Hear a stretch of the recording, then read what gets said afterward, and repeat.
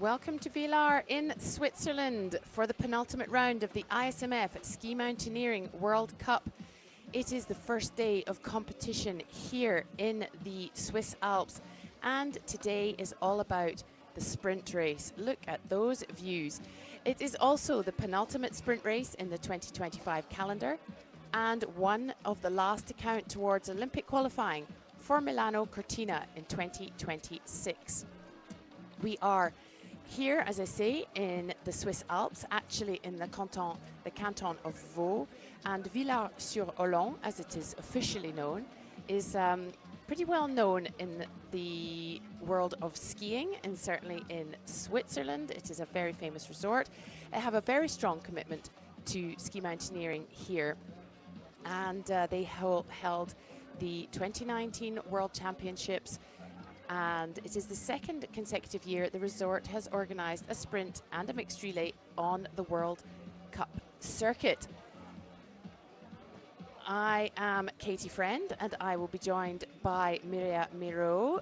And what amazing views we are seeing here. We're going to talk about this course very shortly, but we've been watching qualifications, and we've had some really, there are a lot of great performances out there today. We're nearly at the end of the season. It's been a really long one, but they're still going strong. All the athletes, all the favorites are here today, and we're looking forward to seeing what they can do on this great, gorgeous, sunny day here in Villars.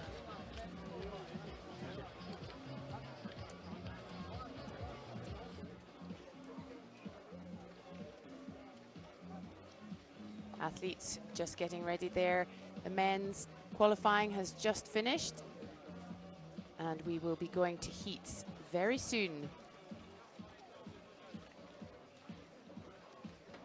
We are up here on the Col de Bretagne at 1,808 meters, which is quite high considering last year's sprint that we watched live was at 752 in Schladming, so quite a difference here.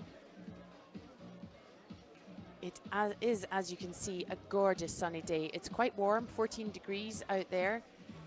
I know there are parts of the world where that is not considered warm, but for a ski mountaineering event high in the Swiss Alps, that is quite a warm day.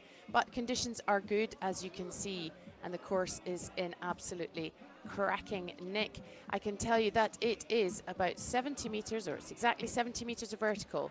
46 on the first part through the diamonds, then 14 on the foot part, which is not built in steps in today's race. It is just mountain with footprints, and then a further 10 meters of vertical up to that top and last transition.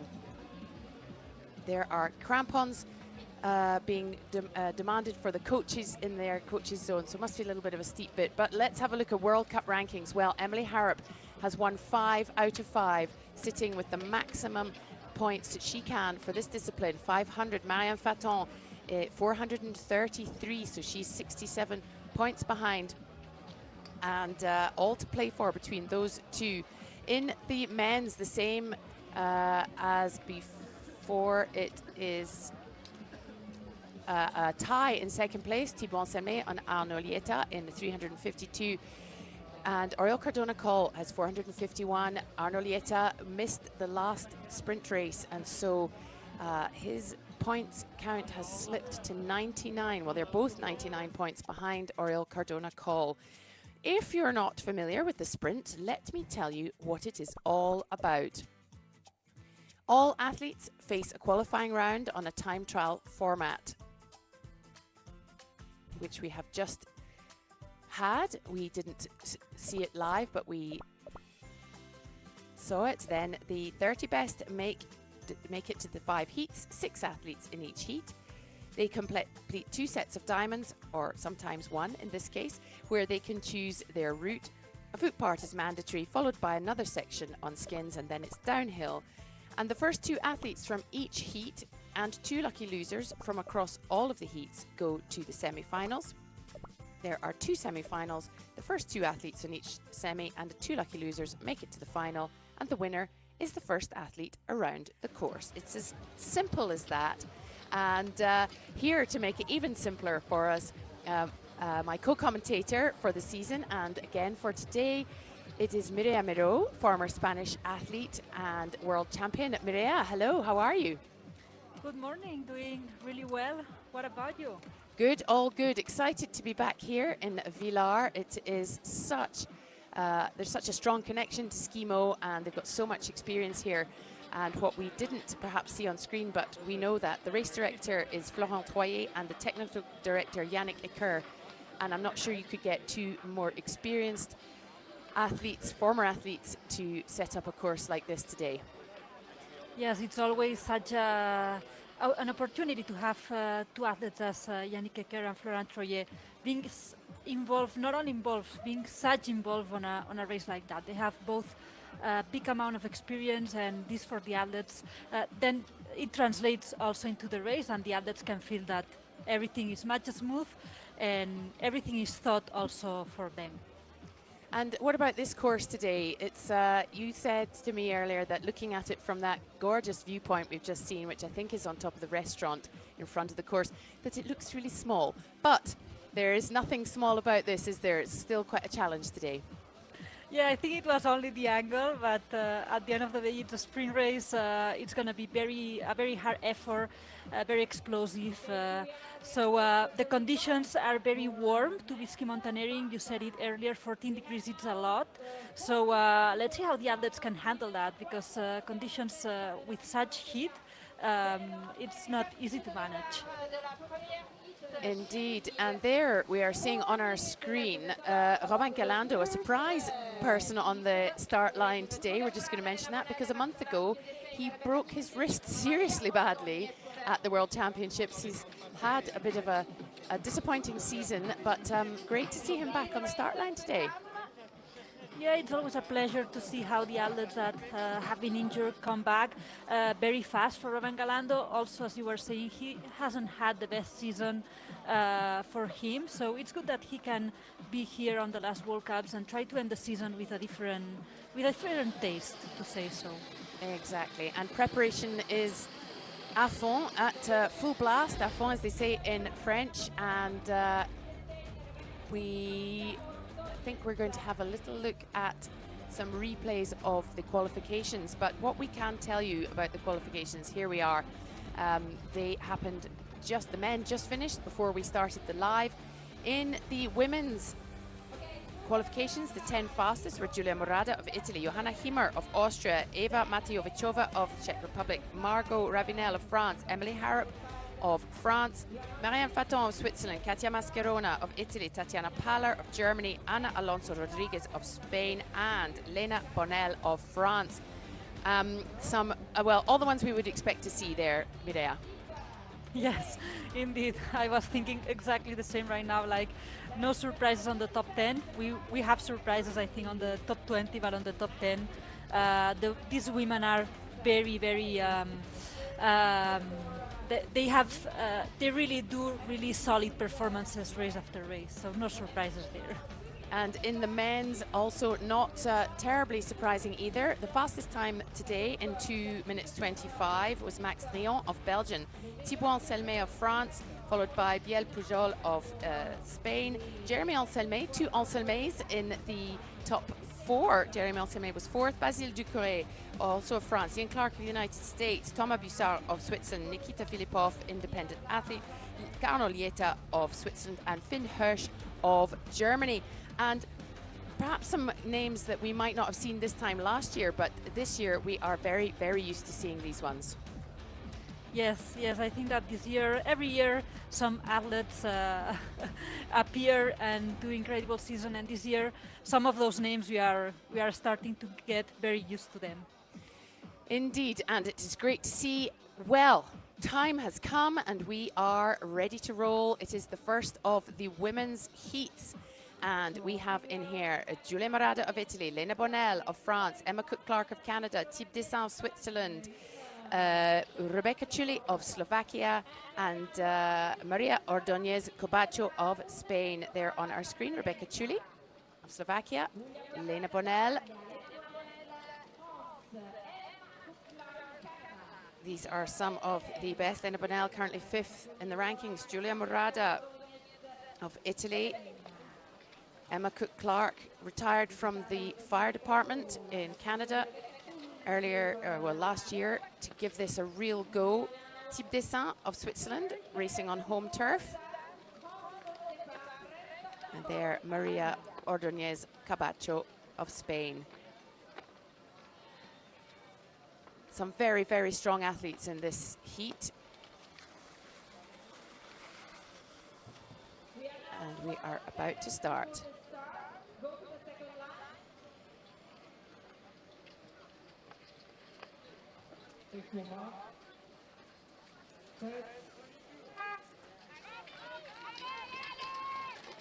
And we're off. Villars 2025 has started with the first of the women's heats. And it is, what kind of field have we got in here? It's an early start for Lena Bonell and for Rebecca Chuli. Probably Lena Bonell, one of the strongest certainly in this heat.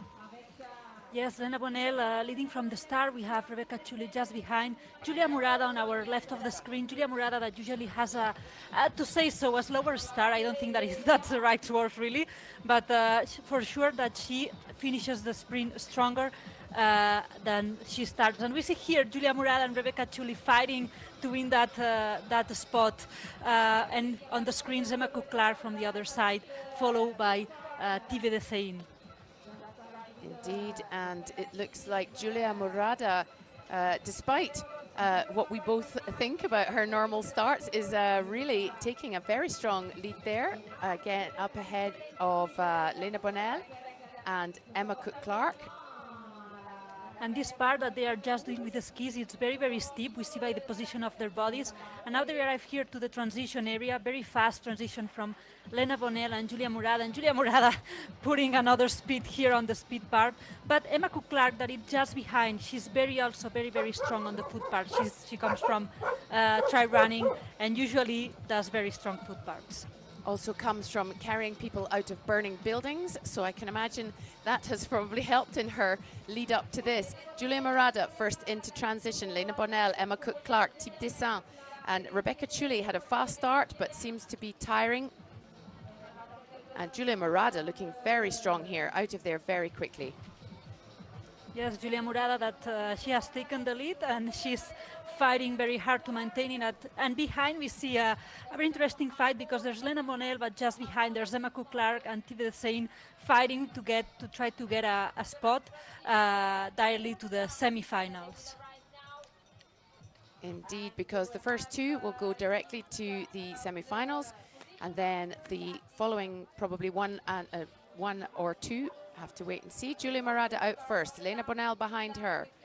They just need to stay in that order without taking too many risks. And I think that is Thibaut Dessin of Switzerland out ahead of Emma Cook-Clark.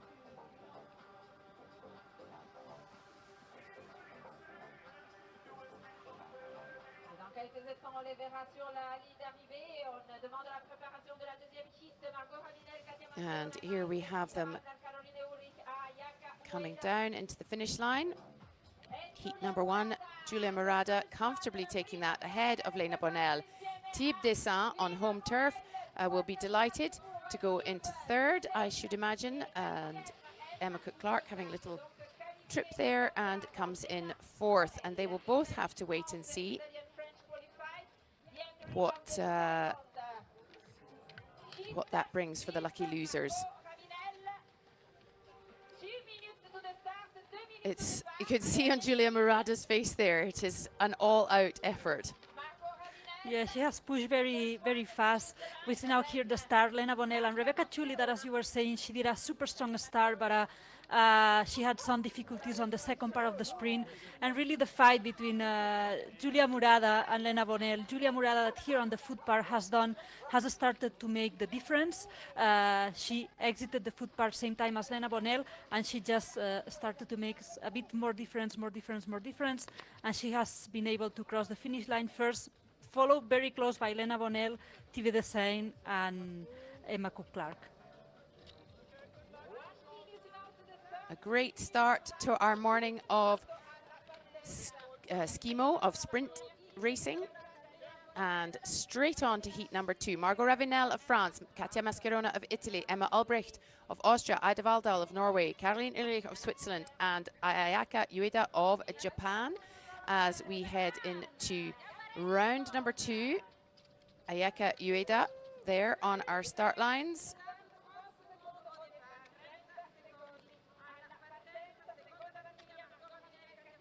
Katia Mascherona there. Margot Ravenel, what a great season she's been having. Emma Albrecht, very, very new into the senior category. Fantastic to see her through to the heats. Ida Waldal, also a great youth athlete.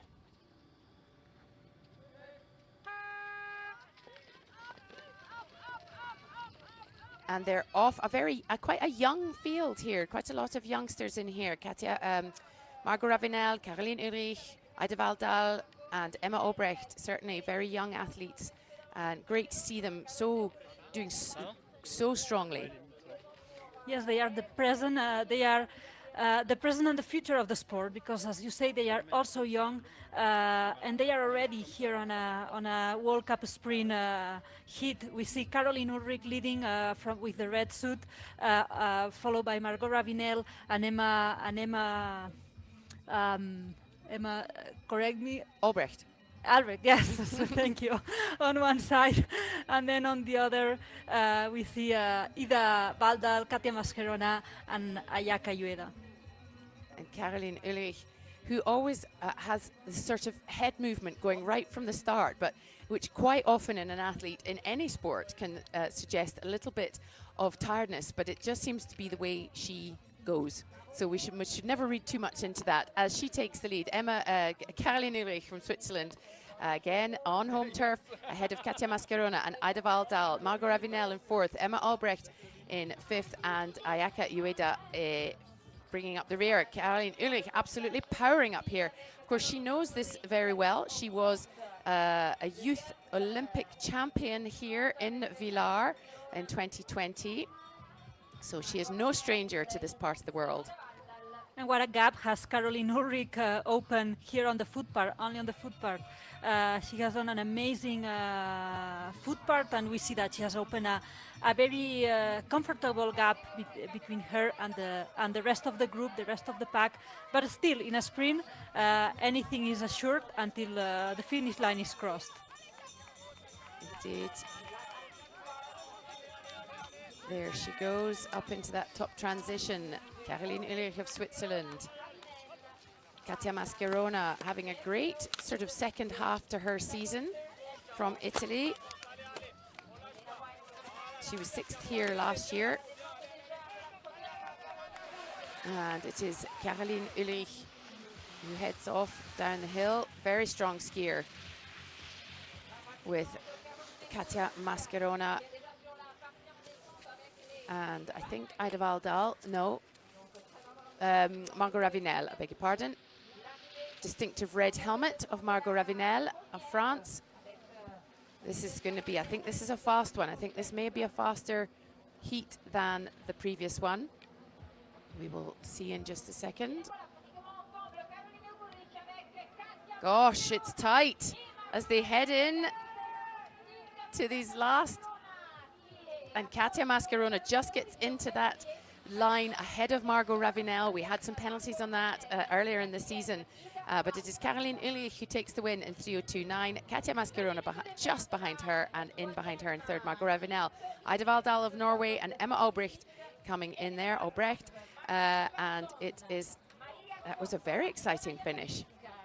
Yes, that was very, very tight. Caroline Ulrich did a slower last transition, taking the skins off, but the downhill from Katia Mascherona and Margot Ravenel, closing the gap with Caroline Ulrich, has been very exciting. I was like, who's going to get in first? We have also a last turn before the finish line that it's quite a close turn, so they cannot go a super full speed. So I think that we're going to have very exciting heats and semifinals and finals in the downhill. Indeed, and the thing I mentioned there about those lanes at the end is that once you're in them, you cannot overtake, you cannot obstruct. And Katia Mascarona just managed to get in the same lane in front of Margot Ravenel, just before the blue, their little brushes that sort of stick up out of the snow, and managed to just make a very excellent tactical decision there right at the end. Yes, yes, very, very interesting decision, as you say. And again, what a beautiful fight we have had between these three athletes here. Right, well, we've got some big guns up here, the two leading women in the sprint rankings, both former sprint Crystal Globe holders. We have Emily Harrop of France.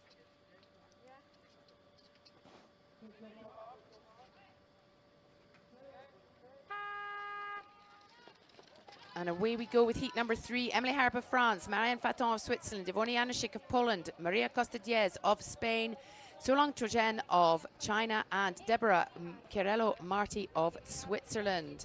And it is an early lead there for Maria Costa. Yes, Maria Costa, that on the last sprint races, she has had very, very strong starts. We are starting to get used to see her doing super strong starts, leading from the start, and also doing really good results. I think it was on the last World Cup that she qualified for the final, and she did 5th on the final. So really a strong end of the season for Maria Costa, followed by Emily Harrop on the right of the screen, and Deborah Chiarello-Marti, and on the right side we have Marianne Faton, just behind Marianne Faton, I think that it's Sulan Jujan and Yvonne Januszczyk. Indeed. And between World Cups, many of these athletes have been away at the military World Championships as well. And I know that Yvonne Januszczyk did extremely well in the sprint. She was 3rd. Marianne Faton was the winner. Maria Costa-Diez goes in first ahead of Emily Harrop, Marianne Faton. But Emily Harrop just showing both of them there very fast. And the two current and former sprint winners, Marianne Faton, world champion as of a month ago, and they have powered up this. But it's still quite tight at the top there, those top 4. Yeah, it's very, very tight. It's very tight between Marianne Faton and Emily Harrop with a little bit of a lead, but Maria Costa and Sulan Jujan that are there and are there ready for any mistake. But it's Marianne Faton and Emily Harrop that we've seen them battling and fighting all the season, again in 1st and 2nd, trying to get a direct pass to the semi-final. Indeed, they seem to always be drawn together. And what is really exciting, well, sort of the pressure a little bit on. Emily Harrop has won the overall. We knew that from a couple of the last World Cup. But the sprint title is still to play for, and she also has a 5 out of 5 record of wins. And can she make it 6, or will Marianne Faton finally cross the line to get a World Cup win this season? She's off and out of there extremely quickly. Yes, she has done a very, very fast transition. We have seen it because Emily Harrop usually does very fast transitions, but we see the gap that Marianne Faton has been able to do exiting the transition, and this gives us an idea of how fast Marianne Faton has done this transition. And as you say, the sprint title will be the sprint World Cup title will be fought between those two here. So let's see these last 2 sprint races. What do they do? But it's here Marianne Faton crossing in first and Emily Harrop in second to go direct to the semi-final. Indeed, and when you're that far away from the ones behind, you can, and you're guaranteed, you can slow down just a little bit. And there we have Maria Costa-Diez coming in behind them. Solong Trojen goes into 4th, the young athlete from Xizang in the Himalayas, lives at about 4,000 meters. And she also knows this place very well because she was 4th in the individual and the sprint in the Youth Olympic Games. And we see here the footage how Maria Costa start very strong, and we see here that in this sprint race is kind of, we have 2 races. One is until the foot part, and second is from the foot part till the end.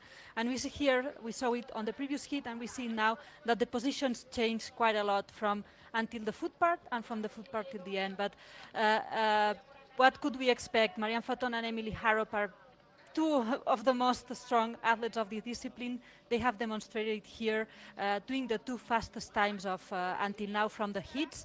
Let's see for the lucky losers, as they also did a really good race, Maria Costa and Sulang Juchan. All right, let's see who we've got on this start line. That there was, oh gosh, I'm a bit lost now. So Johanna Hiemer, we can see her there. We've also seen number 3, Anna Alonso Rodriguez, Tove Alexandersson of Sweden, Luna Dupont of France, and Alessandra Schmidt of Switzerland, and it was Ilaria Veronese that we saw at the start there. A very good mix of nations here. There we are, heat number 4, ready to rock and roll.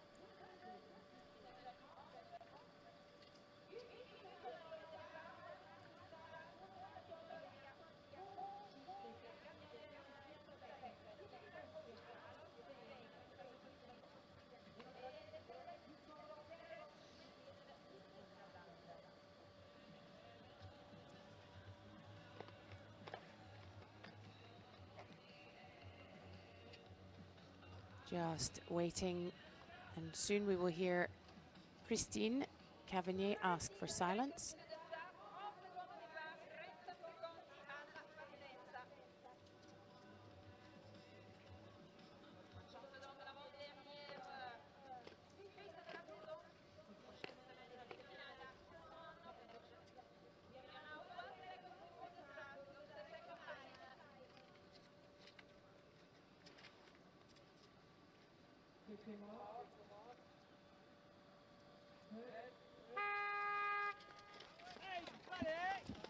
Off they go. Heat number 4 already, and Ana Alonso of Spain takes an early lead there. And it's quite a wide range of abilities and sort of discipline favorites in here. Ana Alonso, a great all-rounder. Luna Dupont, still very young. Her goal for the season is to be in a semi-final. And there she is, up next to Ana Alonso. Johanna Hiemer not had a great last month. And Alessandra Schmidt, much more used to the sort of longer races than this. Yes, we have a very interesting hit here. Luna Dupont starting very, very strong. She knows that if she wants to try to be in the semi-final, she has to give everything she has from the start. But also very experienced athlete, Johanna Hiemer now overtaking Luna Dupont. Ana Alonso still in first. They are all very packed, all very close, and this pair is very, very steep. We see by the position of their bodies that they are bent towards the front. It's benched. How do you would you say it, Katie? Bent, thank you. And towards the front. Just as well, you're not expecting me to say it in Spanish. Ana Alonso takes off first. Johanna Hiemer seems to have recovered her form and is in second. Luna Dupont doing an incredible race. Tove Alexandersson, perhaps not as strong as we might have expected, but she has literally raced about every single race this season. So perhaps unsurprisingly, not at the front right now. Yes, Tove Alexandersson, that we are usually used to see her on the qualifs very, very in front. Also, the start of the sprint, she has a very strong start, but today we see that it's not her best day. And I think that it's Johanna Hiemer that exits in first and Ana Alonso in second. Very fast transition for both of them, putting the skins on, but it's Tove in third and Luna Dupont in fourth. So Tove fighting until the very end as the racer, as the amazing athlete she is. She knows that the chance is open until the finish line. Indeed, and here she comes, giving it absolutely everything. You can tell by her demeanor and the way she's holding herself, and this has got to be a fast one. An amazingly quick transition there from Ana Alonso, showing why she has already bagged herself a place at the Olympics next year. Johanna Hiemer out behind her, just needs to keep Tove Alexandersson at bay, but it looks like all being well, she should do that, but as you say, anything can happen. And this downhill, it sounds quite, you know, with the heat, it's probably, you know, heat, cold, quite firm. Yes, it sounds like it with the skis. Anna Alonso takes the win ahead of Johanna Himmer. Spain ahead of Austria. Johanna Himmer will be absolutely delighted with this. As we've said now a couple of times, it's not been a great month for her, and she will be thrilled.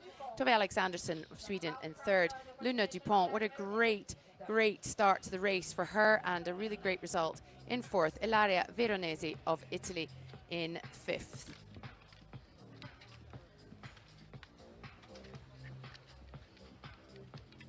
Alessandra Schmidt of Switzerland leaving it, bringing it up. And what a great season so far for Ana Alonso. She's also finishing the season very strong in the sprint races. She's been very strong on the relay. She has led all this heat, keeping in line, to say so, Joanna Himmer and Tove Alexandersson also. Ana Alonso, that race by race, she is more experienced and more veteran, and she passes to the semi-final. Indeed, and the views from Villars here in the French-speaking part of Switzerland are pretty spectacular. This is the other side of the Dent du Midi that we saw from Morgin last month, and it is a gorgeous day. Bit of ice there going down Louise Trinquet's shirt just to cool herself off before this hot day of racing, hot 3 minutes of racing. Tatiana Paller, former European track cyclist champion. Eva Matejovicova of the Czech Republic. There we have Celia Perrier-Pessé of France, Mariana Jegerčíková of Slovakia, former European and world champion, and Zidane Eugène of China.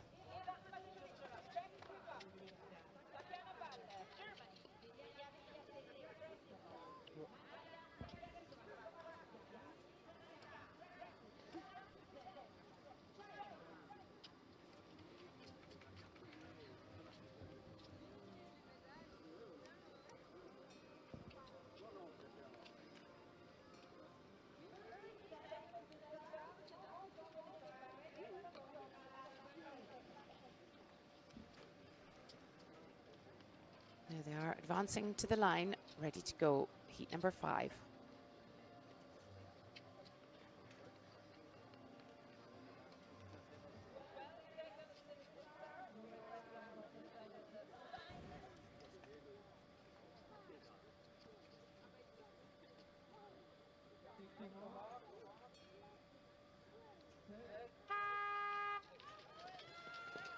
Away they go. A little side glance there from Zidane Eugène, just to see what was going on. And I can't see, but yes, I thought that might be the case. Tatiana Paller of Germany in the red and yellow sleeves. Eva Matejovicova in the purple sleeves. Mariana Jegerčíková behind them in the white helmet. And Celia Perrier-Pessé of France. The Chinese athlete, Zidane Eugène. And then that is Louise Trinquet of France at the back. Eva Matejovicova starting super strong. She has done a big step in front this season on the sprint races. She's still very, very young, but we've seen already some really, really good performances from her. She has a very strong start. She has already been on some sprint semi-finals, so it's really good news for the sport and for her country. All the performances she's doing with such a young age. She's also the future of this sport and also present. Indeed, and I was watching some of the Youth World Cup last week, and the Czech Republic have got some great athletes coming up.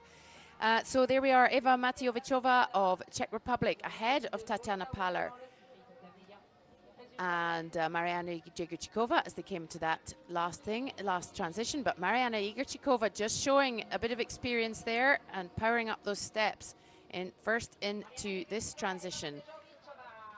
As they skin for the top, it is Czech Republic and Slovakia.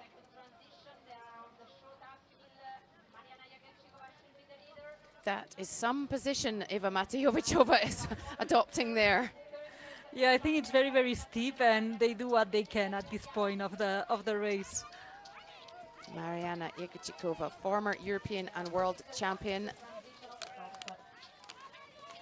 in first, ahead of Eva Matejovicova, Tatiana Paller, Celia Peria-Pesset, and it is a swift and rapid exit from the first two. As they ski down here, Tatiana Paller in hot pursuit.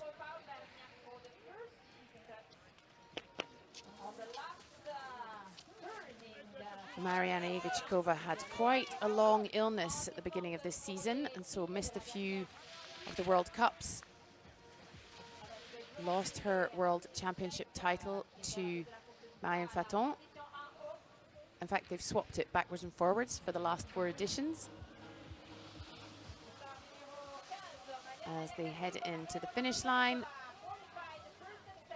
Mariana Jegorčíková, Eva Matejovicova, Tatiana Paller, Celia Peria-Pesset take the top 4 spots. And coming across the line here, Louise Trinquet and Zidane Eugène, France and China respectively. Great to see Mariana Jegorčíková looking back on form there. Yes, as you were saying, she has had a difficult start of the season, but it's so beautiful to see her back. We've seen that a very strong start from Eva Matejovicova, also from Tatiana Paller, but Mariana here on the foot bar, she has put another speed, as we say here, and she has been able to bring this first place to go directly to the semifinals. And also Eva Matejovicova, what a beautiful performance from her, reminding that Tatiana Paller, the third, today is third on the World Championship of Sprint. So it was a very strong hit, also with Celia Peria-Pesset. So very beautiful performance from Tatiana, from Eva Matejovicova too. Indeed, and without further ado, we are straight in to the men's heats, and we had there Andreas Meyer of Austria, Finn Hirsch of Germany, Maximilien Drian of Belgium, Inigo Martinez d'Albornoz Marquez of Spain, Jules Ribaud of France, and look who we have in a heat, Paul Verbniak of Austria.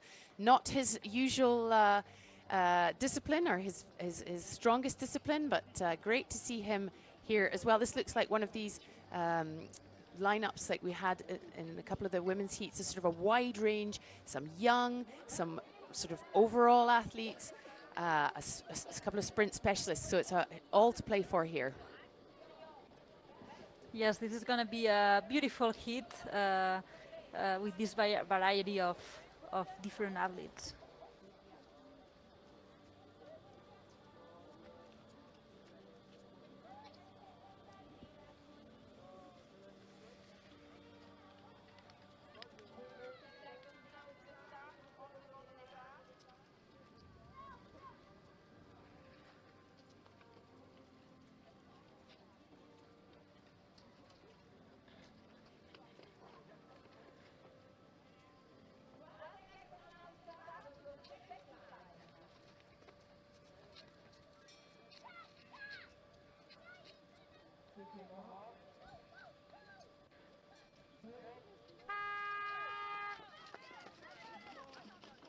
An interesting example of different ways to take the start there, as these first 6 men split themselves very quickly into 2 separate groups, with, I suspect that is Max Drian in third, yes, Finn Hirsch, the youngster from Germany, and Andreas Meyer, who's been having a great season for Austria, taking the lead here, all 3 of them.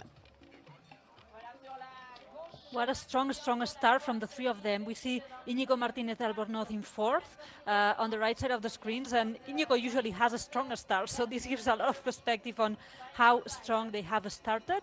But let's see, because Íñigo is taking on the group now in third, trying to overtake also the second. So let's see this foot part. As we are seeing in this sprint that this foot part is being quite key, and it's Max Dion in first, Finn Hosh in second, Íñigo Martínez Albornoz in third, very close to Finn Hosh. Indeed, what a great and very efficient transition that was from Max Drian, probably the most experienced in this heat. Got a good number of World Cups under his belt, has been second many times in the overall, well, certainly last year, and really very strong. And Íñigo Martínez cuts off the young German to go into second behind Max Drian.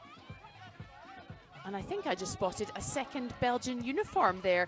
You don't normally see that, not on the course, but next to it. So that's that's exciting and encouraging. Anyway, Max Drian of Belgium in first. Slightly less efficient there for him as he allows Íñigo Martínez out. Well, I'm sure he didn't allow it, but unintentionally allows Íñigo Martínez out in front for the ski down. Yes, and Finn Hosh that lost one ski just before the transition, and this is why he was fighting for the second place, and this is why we don't see him. He's still in third on the last transition at least, but he lost quite a lot of time. That is the name of the game in the sprint, unfortunately, as the first two, Íñigo Martínez and Max Drian, cruise across the line, knowing that they can conserve as much energy as possible. And it looks like it's Jules Ribaud of France in third. I'm not quite sure what's going on with those graphics, but let me think it was Íñigo Martínez in first, then Max Drian. Oh, and a bit of a wobble there for Finn Hosh. What a pity for Finn Hosh. He was doing such a strong sprint, and after the foot part, he lost one ski, and then I think that here on the downhill he got also a problem. So this is the sprint race. It's a pity because he was doing such a beautiful race just almost until the very end.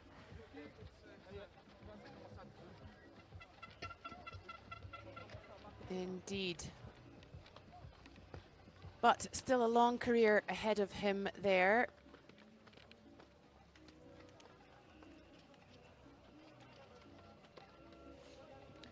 And always, what a strong star, Maxime Leandrion. It always impresses me how strong he races, how strong he starts. He has done a very beautiful sprint. Íñigo Martínez Albornoz too, that he hasn't done such a strong start as we are used to see, but then he has been able to manage and to overtake and positions and finish and cross the first line in first, and Maxime Leandrion in second. Here we are, already on to heat number 3 for the men. That was, beg your pardon, heat number 2. What am I saying? Oriol Olm of Andorra. Then we had Thomas Bussard of Switzerland, Jérémy Anselmet of France, Giovanni Rossi of Italy, Pablo Giner of France, and Patrick Perretin of Switzerland. Another interesting mix here, Mireia. Not, apart from perhaps Thomas Bussard, not people we always see at this stage, and quite a good, sort of quite a young field there, younger. Yes, very interesting heat. We have people as Jérémy Anselmet and Pablo Giner that are very also strong on the sprint, but it's a very variety heat, to say so.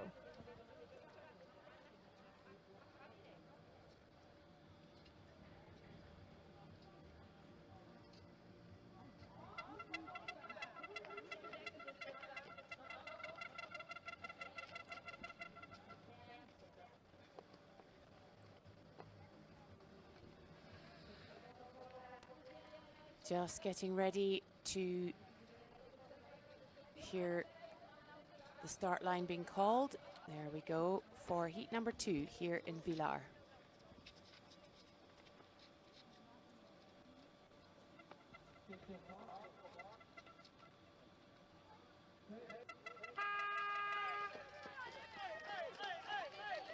Heat number 2 at the sprint in Villars in Switzerland is underway with a very fast start there from Jeremy Anselmet, followed by Thomas Bussard, Giovanni Rossi with the yellow helmet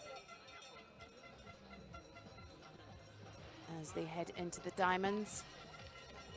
I beg your pardon, it's Oriol, my apologies, who has taken the lead there ahead of Thomas Bussard. Giovanni Rossi in the Italian uniform with the yellow helmet. Strong start from the Andorran. Yes, very strong start, and it's a pleasure to see him doing such a good start and strong sprint. So let's see if he's able to maintain it. We've seen very different races from the start to the foot bar and foot bar till the end. So let's see if Oriol is able to maintain it. But here he has done a bit of a slow transition, and it's Thomas Bussard who takes the opportunity to leave in first, Pablo Ginet in second, and Jeremy Anselmet in third. They were both of them 5th and 6th arriving to the foot bar transition. So we are having really interesting overtakings here on the foot part. Yes, as it is Thomas Bussard who takes off first, ahead of Jeremy Anselmet and Pablo Ginet and Jeremy Anselmet.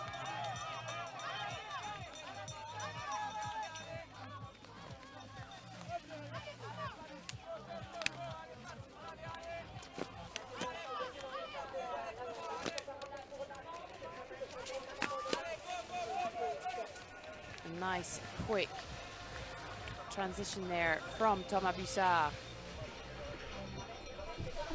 And I think, was that Jeremy Anselmet that took off behind him?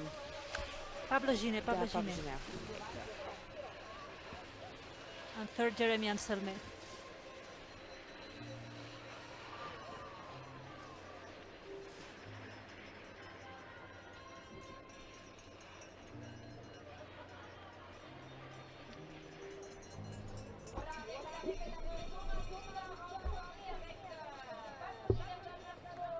Thomas Bussard takes the win. Pablo Ginet and Jeremy Anselmet of France very close together behind them. Oriol Olm, after a super strong start, comes in 4th. Patrick Perrotin of Switzerland in 5th.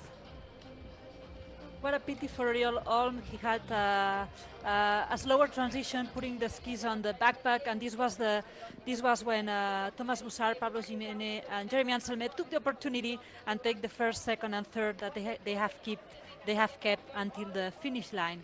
And we see again a super strong start from the very beginning from Oriol, incredible. Thomas Bussard, as always, delivering really good performances on the sprint races. And on the foot part, Thomas Bussard has taken the lead, has kept it until the very end. Pablo Ginet in second and Jeremy Anselmet in third. Thomas Bussard, who's had a sort of a mixed season, started off at Courchevel in 51st place, but has been in 3 finals since then. So there we go, bit of a Swiss love, and it's very entertaining for those who know Switzerland, because that is the Canton of Vaud, obviously, where we are. But that behind it is the Valais flag, and the rivalry is real, shall we say. So very exciting to be here in Switzerland with such great conditions.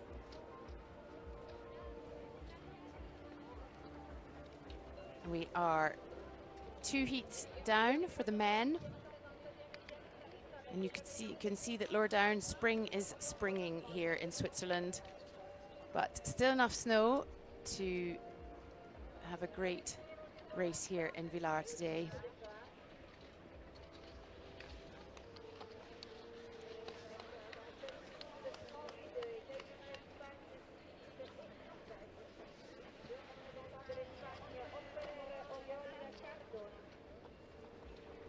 Now here we are, Bussard number 2, Robin this time.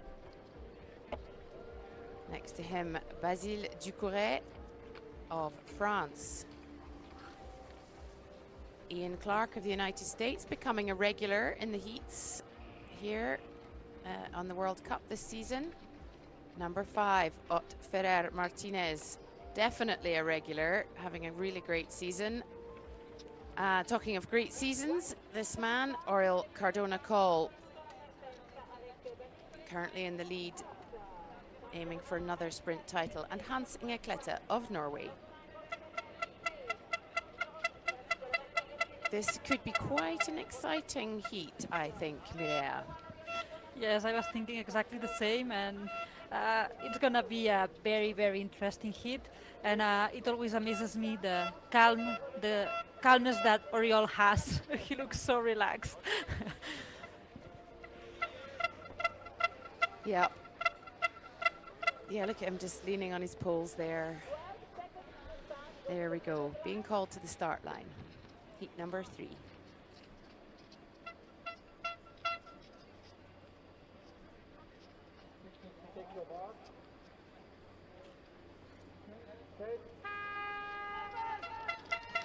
And away they go. A very strong start on the far side there from Basile Ducourret. Exactly. But he is being hunted down almost immediately by Robin Bussard, Ian Clark, Ot Ferrer, Oriol Cardona-Cole, and Hans Inge Klette. An interesting start sequence there. Yes, I wouldn't have expected that. And one thing that we haven't said is that Oriol, if he wins today the sprint, he can win the overall cup sprinter. So I am guessing that if he hasn't started super strong as we are used to see Oriol when he feels good, maybe it's not having like a super day. So let's see what Oriol does, because he has a very interesting opportunity for the overall sprint World Cup here. Let's see how is he feeling after this hit. But here we have come to his superpower part of the course for sure. And he picked a good spot there on the left-hand side of the previous transition, because while it feels far away coming into it, it is very much quicker to get to the next transition. But Basile Ducourret having a fantastic race there, out so quickly. And Robin Bussard just ahead, but Oriol Cardona-Cole really, you could just see the strides he made there to get past the young Swiss athlete. Basile Ducourret feeling the pressure. Yes, Basile Ducourret is doing an amazing sprint race today, but he has Oriol Cardona-Cole there, with many titles under his belt. And it's Oriol that leaves first the transition, followed by Basile Ducourret doing an amazing sprint race, and Robin Bussard in third. Yeah, Basile Ducourret started the season in Courchevel with a 7th place, but actually hasn't been higher than 16th since. So this is a great sort of way to come towards the end of the season for the Frenchman.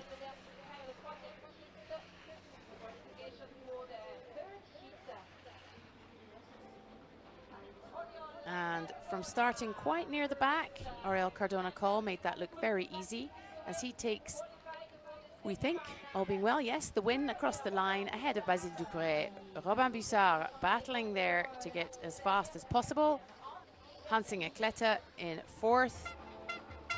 Maybe a little bit of a disappointing outing there for Ot Ferrer, and Ian Clark of the United States in 6th. What an interesting race we have had. Well, what an interesting and exciting, I would say. Oriol Cardona-Cole starting from a bit off the back. We see him there on 5th position. Basile Ducourret leading from the start. Also Robin Bussard leading from the start. And Oriol Cardona-Cole, that here on the foot park, he has done the difference. We see here that they were all very close, leaving the transition area for the foot park. And he has started to do the difference on the foot part, overtaking, and on the last transition, because Basile Ducourret has led the race until the very last transition. Oriol Cardona-Cole has been faster, has been able to exit first from the last transition to the downhill, securing this first place to the semifinals. Vasile Ducouré in second and Robin Boussard in third. Looks like the wind has got up ever so slightly. That will be helping because it is a warm day there, but we can see the flags flying. Florian Sautel starts us off on the left of our screens for France. His compatriot Thibaut Anselmet in bib number 3, Arnaud Lieta number 2 from Switzerland, Loïc Dubois, his teammate. And breaking up the France-Switzerland quartet is Rocco Baldini, the youngster from Italy. And there on the end, Gael Alvarez from Spain. A new one on me, Mireia. Yes, exactly. New one. He's very, very young also. We see here from 2004. So it's a very good surprise to see him here on the heats.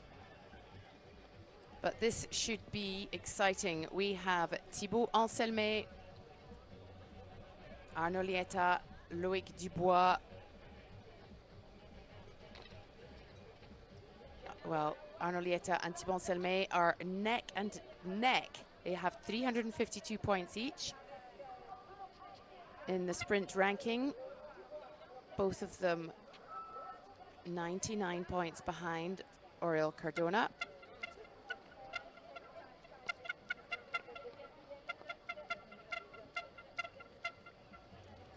Loïc Dubois, the Swiss athlete, will be hoping to do well, as will all the Swiss athletes, because when you're at home, it just adds that little bit of extra bit of excitement. And Rocco Baldini, who was in his first sprint final back in Schladming in March, and going from strength to strength, the young Italian. Florian Sautel, quite often we see at this stage, and be interesting to see how he does against this field.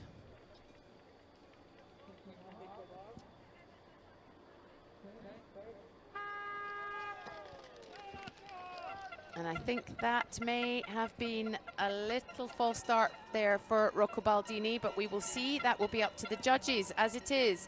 It is Rocco Baldini in second, just behind Arnaud Lieta, followed by Florian Sautel in the sort of darker blue helmet. But it is Arnaud Lieta of Switzerland as they head up into the diamonds.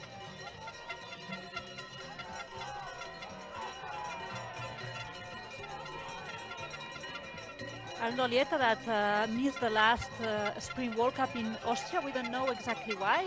At least I don't know it, but he's second on the overall. He was second on the overall World Cup. Still fighting for the overall, sorry, on the Spring World Cup. So let's see if he's able to keep on the fight. He looks very strong today, leading from the very start of the race, leading also here on the foot part, opening a beautiful gap with the competitors. Loïc Dubois, Thibaut Anselmet, I think, yes, on the left, overtaking and positions, and getting into here, entering in second position into this transition. It is very tight here, but it is Arnaud Lieta who takes off first. Thibaut Anselmet regains the second place from Loïc Dubois. And as we've mentioned a couple of times this season, really interesting to see how Thibaut Anselmet has really changed the way in which he attacks a sprint race. Yes, usually he had, I don't like the word because it's not exactly that, but the slower starts and was finishing the race stronger, and he's doing more and more stronger starts. And we see him in the front of a sprint race more and more from earlier on the race. And here, what a magnificent transition from Thibaut Anselmet, very fast, very clean, and being able to exit first from the transition just in front of Arnaud Lieta and Loïc Dubois. Loïc Dubois nearly skidding out at that last corner in his attempt to catch his compatriot Arnaud Lieta in second, because obviously there is a lot to play for in trying to get a lucky losers if you can't quite get into one of the top two spots. But it looks like it is France Switzerland. And Loic Dubois, was that him ahead of Arno Lieta? I didn't Yeah. see that. I saw it just on the finish line, and I was like, when did that happen? We were both mightily confused there. Well, there you go. It was Arno Lieta perhaps that was skidding out. Anyway, a win for Thibault Anselme ahead of Loic Dubois and Arno Lieta. Florence Hotel in 4th, although he was 6th when I last looked. So we will confirm all of these. And we will also, I think, see whether that was in fact a false start from Rocco Baldini. Yes, I think that he already got the penalty. This is why on the results appear 5th. But what a surprising race from Arno Lieta. I saw leading from the beginning, also on the foot part, and with all his experience, I was convinced like he's gonna go through the finish line first. And no, not first, not second, third. I love the sprint race for these reasons. They are super exciting until the very, very end. Indeed. No replay there for us, but we know what happened. I was quite interested to see where Loic Dubois got in front because we both missed that. Answers on a postcard, please, as they used to say on British television when I was a child. John Kissler, another man on fire this season. Marc Radua Ivern of Spain in beside him. Number 8, Biel Pujol Paramon, also having a cracking season. This youngster, Nikita Filipov, independent athlete, having a very good sprint season as well. And Matteo Favre from the neighboring canton of Valais, he's from Sion. And Niccolo Canclini, just about to finish his law studies in Italy and still one of the very top sprinters in the ski mountaineering world. An incredible work ethic from all of these athletes in the World Cup circuit. Everything a lot of them juggle on top of being elite athletes.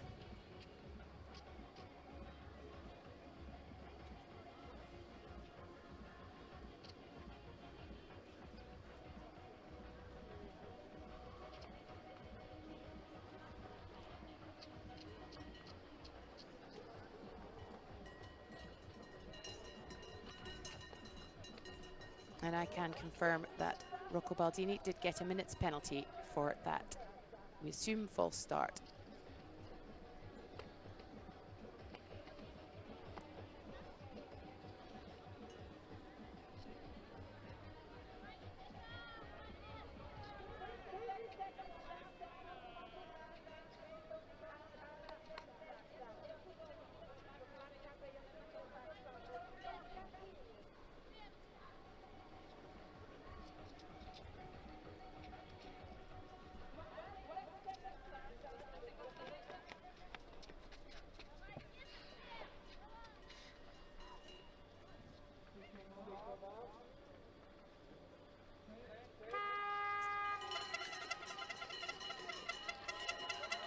Here we go, the last of the heats for the men here in Villars in Switzerland, and it's quite spread out already.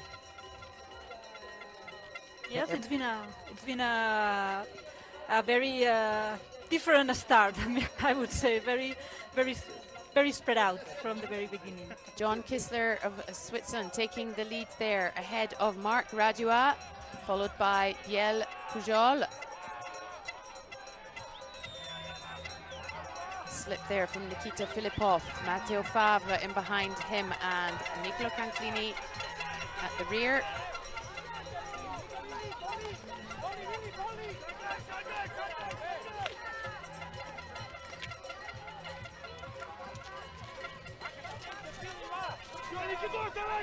And it's Marc Radua in first, John Kissler in second, Biel Pujol in third.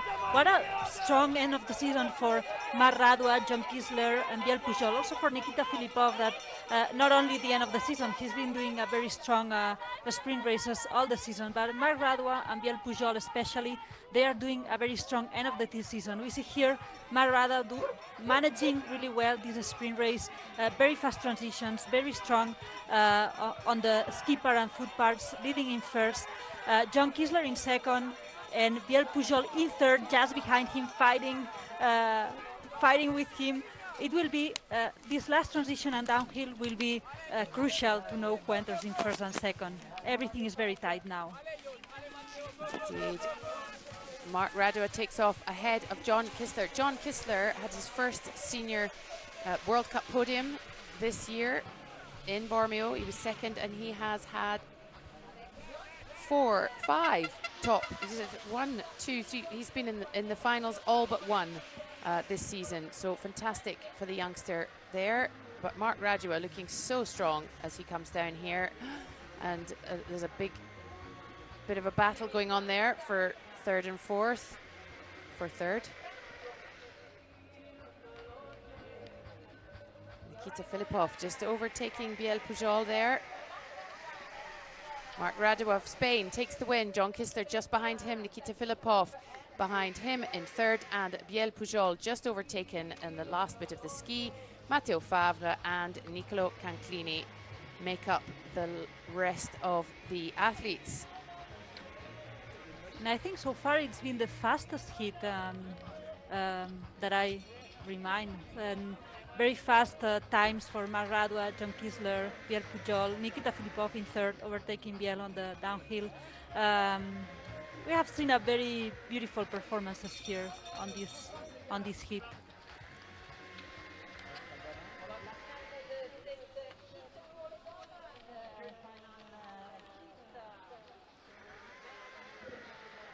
It was Mark Radua already leading from the very beginning.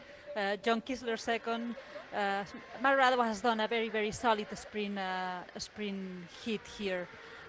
We have seen him leading from the very beginning to the very end, and this is usually a very good sign. And here we see how Nikita Filipov tried to overtake Biel Pujol once. At the first time he didn't manage to overtake him, and on the second time he could overtake him on the downhill and pass as third. That we'll see if, the lucky losers times, because as I was saying, I think that it has been the fastest hit so far. It looks like it indeed. And we will soon see what is happening there. So what have we seen thus far? The women, and here we are, perfect timing, as we were just going to talk about it. Lucky losers going forward. Margot Ravenel of France, Tatiana Paller of Germany will join those, the top two from each heat and go through to the semi-finals, which will be happening in about 8 minutes. And pretty much everybody we might have expected to see in there is there for the women. And for the sprint race, you were absolutely correct, Mireia. It is the two fastest third and fourth from heat 5. Nikita Filipov and Biel Pujol will both go through to the semi-finals. No Arno Lieta, though, which is unfortunate for him. That will be him unable now to win the overall title, I would suspect. It's not over till it's over, but that will be a big blow to him, having missed the last sprint and not making it through to the semi-finals this time round.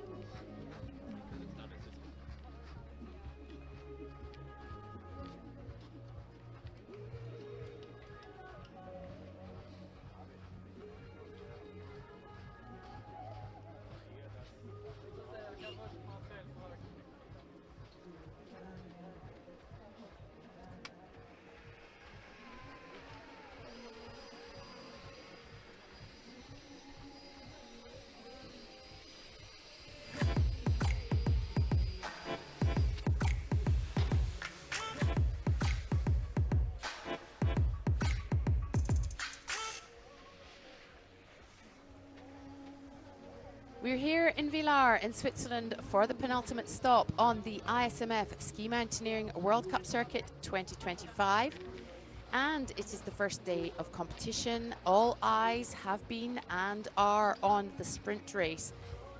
It is the second to last sprint race of the 2025 season and one of the final chances for the athletes to secure crucial points on the road to the Olympic qualification for Milano Cortina 2026. We are in the canton of Vaud in Switzerland, in the lovely resort town of Villars-sur-Olon, which is its full title, which is a resort that is absolutely no stranger to ski mountaineering, a regular host of World Cups and the site of the 2019 World Championships. We are here again as Villars stages both the sprint and mixed relay events for the second year in a row. We've had qualifying already this morning. We've had 5 sets of heats for the women, 5 sets of heats for the men.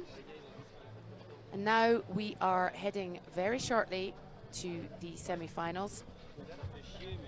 And only 12 athletes remain in each of the categories. A beautiful, beautiful day here in Villars.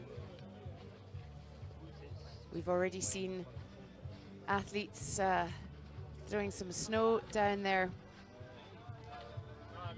tops to keep cool, as we see some of the some of the lovely camaraderie between ski mountaineers. I'm Katie Friend, and I will be joined by Mireia Miro on this gorgeous day here, as we see there Arno Lieta on the left, chatting to Nicolo Canclini and Giovanni Rossi, none of whom have made it through to the next round. I will be very disappointed by that. But as you see, it is a gorgeous day here. The temperature is 14 degrees, pretty warm. The wind is blowing, you can see from the flags, it's quite windy, so that will keep it a little bit cooler. As we have a good look at this course, 70 meters of vertical, starting at an altitude of just over 1,800 meters, 46 meters of vertical on skins, 14 on foot, followed by another 10 meters up to the top of the course. The top of the course being at 1876. It is 759 meters in length, and you just saw there that the race director is Florent Troyer, who back in the day, in 2010, was the winner of the Patrouille des Glaciers, and at that time record holder alongside teammate Yannick Eker, who is here as the technical director, and also with them was Martin Antematten. That record has since been broken, but here is what has happened today. I don't have to take caffeine or something.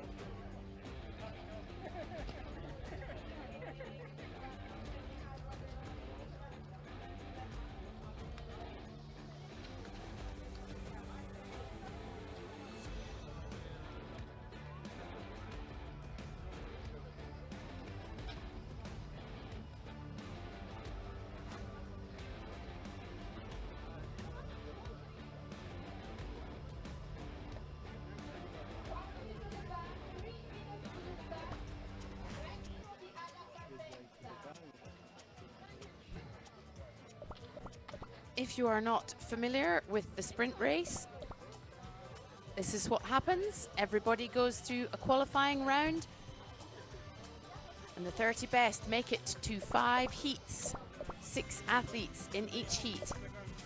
They complete 2 sets of diamonds, or in today's case only 1, but they can choose their route through those. The foot part is mandatory, followed by another section on skins, and then it is downhill to the finish line. The first 2 athletes from each heat and 2 lucky losers from across all heats go to the semi-finals, which is what we're about to see. There are 2 semi-finals, and the first athletes in each semi and 2 lucky losers make it to the final. The winner is the first past the post, as they say in horse racing, and here we would say the first across the finish line. Here we are, semi-final number 1 for the women. I am joined today by Mireia Miro, who is all too familiar with the sorts of sensations that these women will be feeling today. Mireia, hello. Hello, good morning. What a morning we've had already, and we have on the start line here, right into it, with Lena Bonnel of France.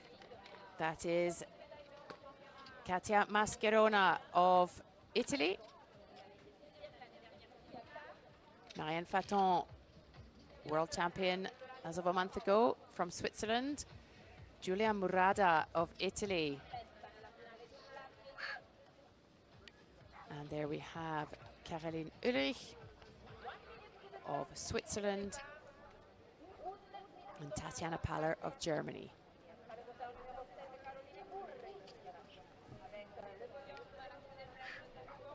Mireia, this is a lineup. Yes, this is a lineup. All the big names are here on the semifinals today. Some in this heat, some on the other, and we'll have a very, very exciting semifinals today.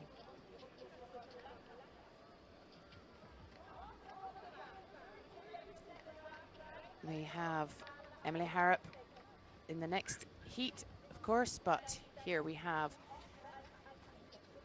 as I say, Marianne Faton, world champion. Caroline Ulrich, under 23 world champion.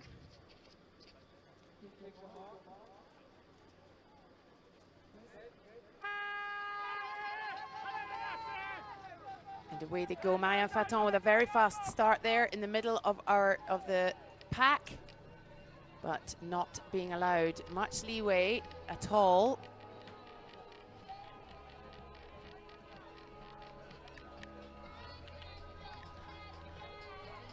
I think that is Lena Bonnel out on the right-hand side. Katia Mascherona, I beg your pardon, Katia Mascherona on the left there in the Italian uniform, but coming up fast from the back in the other Italian uniform, Giulia Murada, just giving Lena Bonnel a little bit of trouble there as they come into the diamonds. It's Marianne Faton ahead of Katia Mascherona and Caroline Ulrich, Lena Bonnel, Giulia Murada and Tatjana Paller.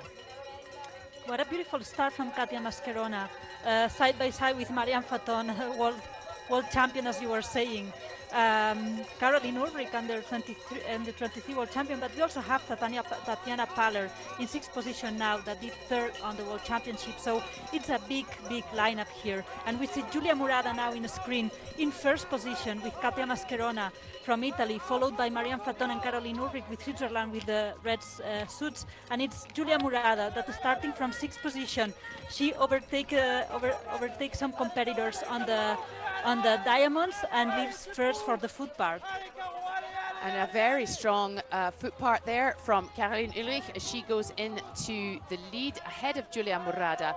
And it is Switzerland, Italy, Switzerland, Italy as we come up to this last uphill transition. Caroline Ulrich, Giulia Murada, Marianne Faton just perhaps being squeezed out there in a bit of a tactical move by the top two, as Giulia Murada and Caroline Ulrich neck and neck. Marianne Faton leaves Katia Mascherona just a bit behind her as they head up here. And what a race this is proving to be. Yes, what a race, what an effort from Caroline Ulrich that she's giving. We see her by her face, she's giving everything she has. Also, Giulia Murada, what a beautiful day she's having. She's managing so well all the rounds she's doing. And Marianne Faton in 3rd, the actual world champion. We cannot discard her for the 2 first position. She's a dangerous, dangerous athlete. Caroline Ulrich out in front. Oh, and it's Marianne Faton. But Giulia Murada overtakes her on the way down. This is what we love to see, a bit of excitement on the sprint downhill. And Marianne Faton, the World Championship, just let Giulia Murada. And Caroline Ulrich has had a fall. And we hope she is all right, but she is out of the running as Giulia Murada comes down here ahead of Marianne Faton of Switzerland. Caroline Ulrich still on the snow there, but sure somebody will get to her and make sure she is all right very shortly as Giulia Murada takes the win ahead of Marianne Faton in a very exciting and a little bit unfortunate downhill there in this first of the women's semi-finals. Katia Mascherona, who had a fantastic start, is 3rd. Lena Bonnel in 4th, and Tatjana Paller comes in 5th. And Marianne Faton that entering the finish line only with 1 pole. We see now that she's taking 1 pole, so someplace during the last transition and the finish line, she lost 1 pole. But we do know that this is okay. She's allowed to finish with one pole. We discovered this last season or the season before. One of the Swiss athletes, Mathieu Favre, stopped to get his pole and lost a great deal of time. But we find it is fine. It was okay. Caroline Ulrich there being helped to her feet. That was quite a fall she took, but good to see her up and moving around. Bit of a disappointment for her, but happy days. Yes, I don't know exactly what happened on the downhill. Let's see if we see here on the repetition. But Caroline Ulrich that had done a very beautiful sprint race so far, starting very strong in first, then going into fourth, then on the foot park, going back into first, and leaving the transition area, the last one in first. And here we will see if something, maybe some other detail, but we see here Julia Murada really close to her, and here she slips and she falls. I don't know if something happened else than that. It looks like she just lost her edge there, and she just went out on the corner of the thing, but good to see her moving up and around. That is always a great thing. Semi-final number 2, Mariana Jegicikova of Slovakia, Ana Alonso Rodriguez of Spain, Emily Harrop of France, Eva Matejovicova, my apologies. There she is in the purple, black and purple. Ana Alonso Rodriguez having an absolutely epic season from Spain. There is Mariana Jegicikova of Slovakia, not having had perhaps her most epic season, but great to see her back here. The world number 1, the overall winner of the World Cup, and in heading to winning the sprint title, Emily Harrop. There's Johanna Hiemer of Austria, back after a tough month, and Margot Ravenel having a brilliant first, or certainly not first, but under 23 season for the young athlete from Chamonix in France.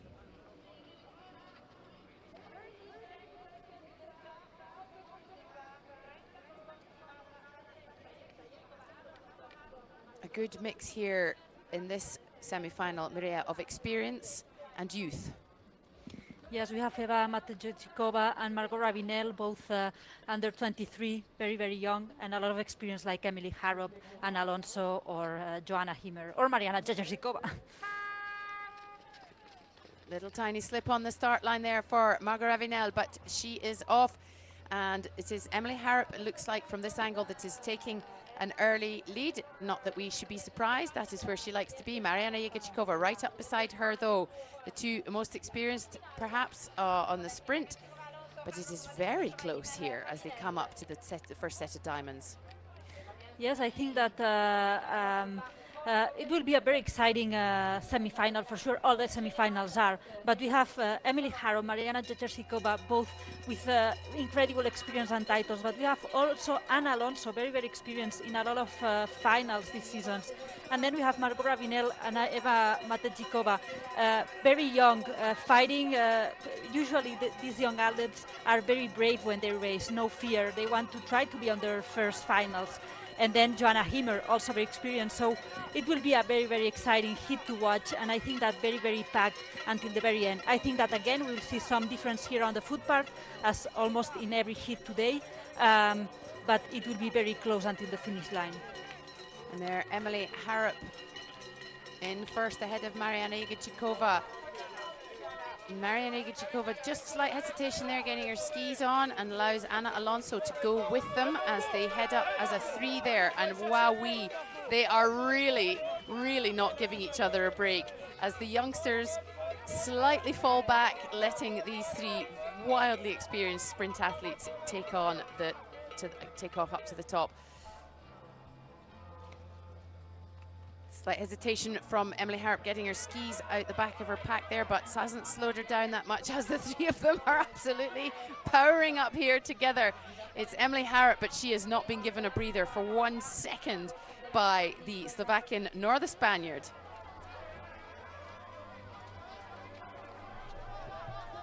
This is how we like to see a sprint race, Mireia. Absolutely right down to the wire. Transitions are everything at this stage.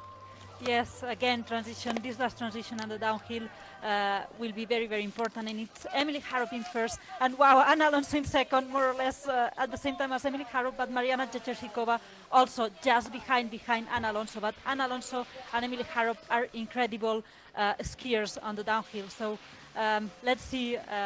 Let's see if Mariana Jezersikova can do something here on the downhill, or it will be Emily Harrop and Anna Alonso and as first and second.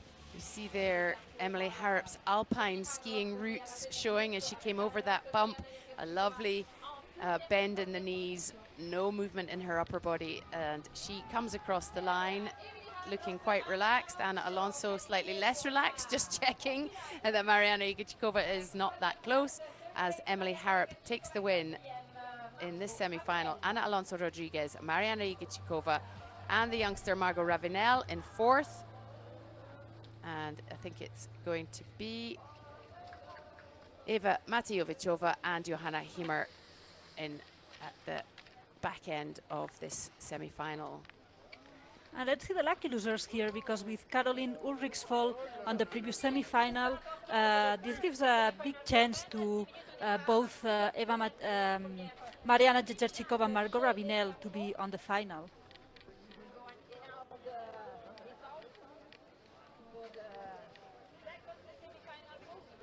This was so intense. The three of the top three leaders in this race. Yes, they were very close until the end of the race. Basically, it was a very beautiful fight. We see here how experienced the three of them are, because all of them did really good transitions, did a very consistent sprint, being strong in the first part and the second part. We saw that Emily Harrop couldn't do any big difference on the foot part, or some places that sometimes we see that difference are made. Everything was very, very close and was win with a second here, a second there. We see this shows us the level of these incredible athletes. And that was, in fact, a very, very fast race. Mariana Igachikova will go alongside, oh, here we go.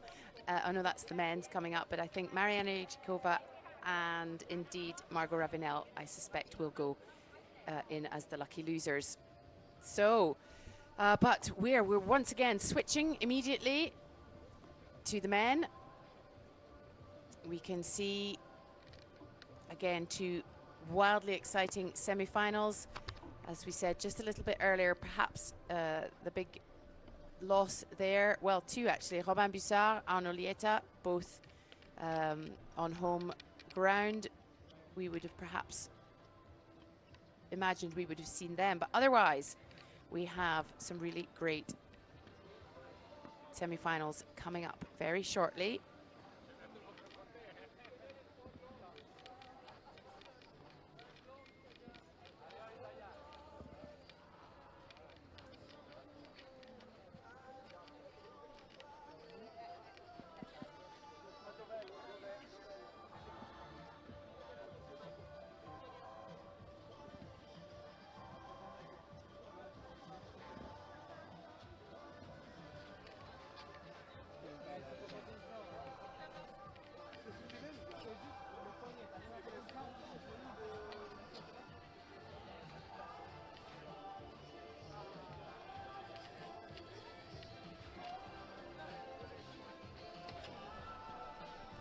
It's quite the party atmosphere here in Villars. It's nearly the end of the season.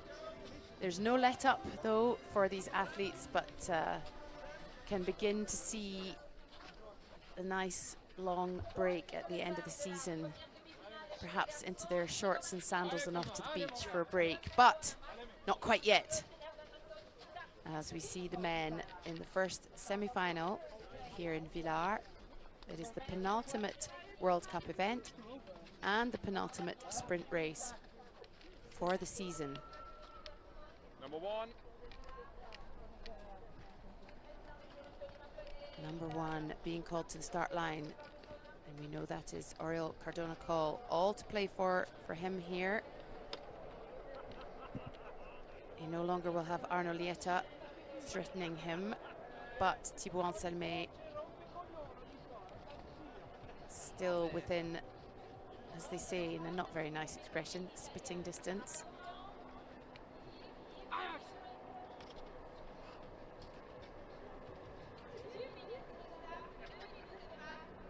Two minutes to the start, says Christine Cavignier, the course commentator, as we see this great view of the sprint course.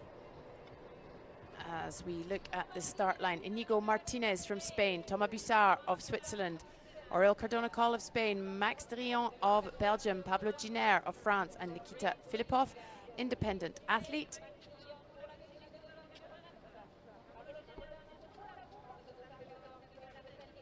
Max Drian Duchapois of Belgium,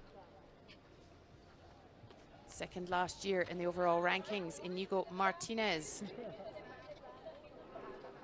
fifth in Schladming. Thomas Bussard,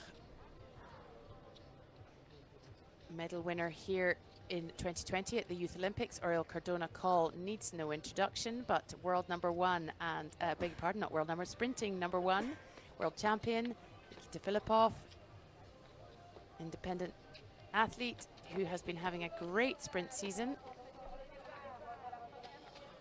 Pablo Giner,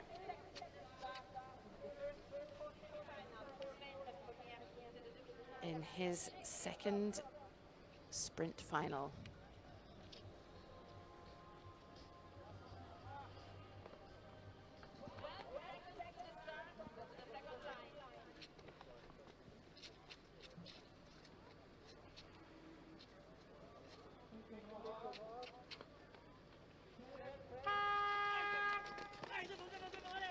Away they go. Max Drian taking a bit of a lead there on the right-hand side of our screens, but Pablo Giner absolutely powering ahead the rest of the field there.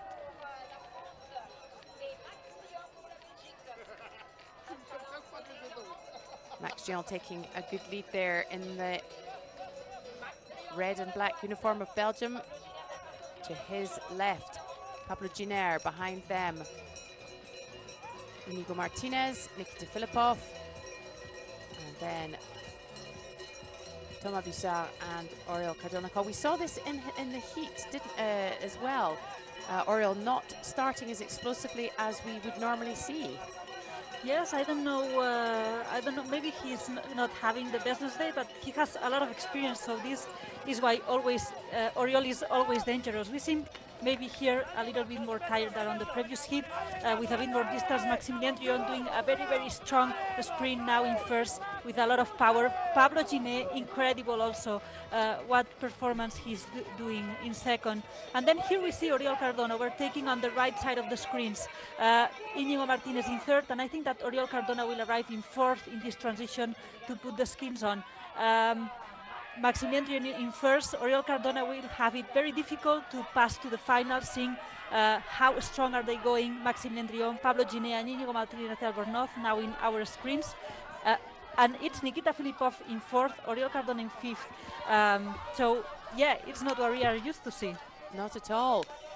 Not Oriol Cardona-Coll's race thus far, but it's never over until it's over. Max Drian having a fantastic race here as he takes off, looking very comfortable and skis down.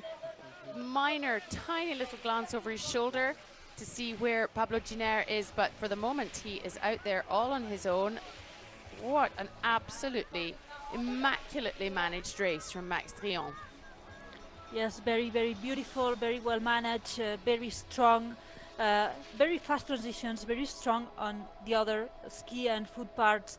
He's a very complete athlete because he can now enter first on the semi-final with on a sprint race, but he can be also on podiums, on a vertical race, individual races. So he's a very, very complete athlete, and it's always a pleasure to see these performances also on a sprint race.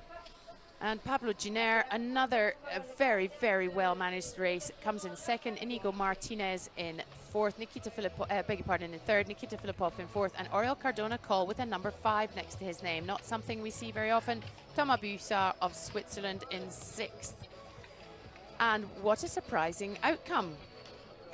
Yeah, I think that this also shows the humanity of athletes. Usually we have Oriol as that he's always in the finals and he will win almost every time. And here we see also that they are humans, that maybe they don't have, every weekend is not the best weekend.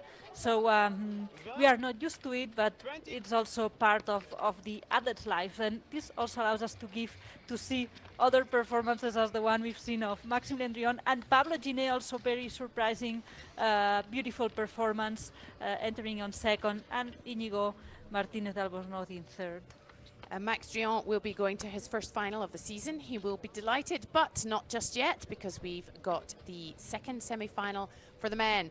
We have up here Thibaut Anselmet of France, world number 1, John Kissler of Switzerland, Biel Pujol of Spain. The other Swiss athlete, Loic Dubois, there is John Kissler, who is quite frankly having an absolute blinder, as they say, doing extremely well.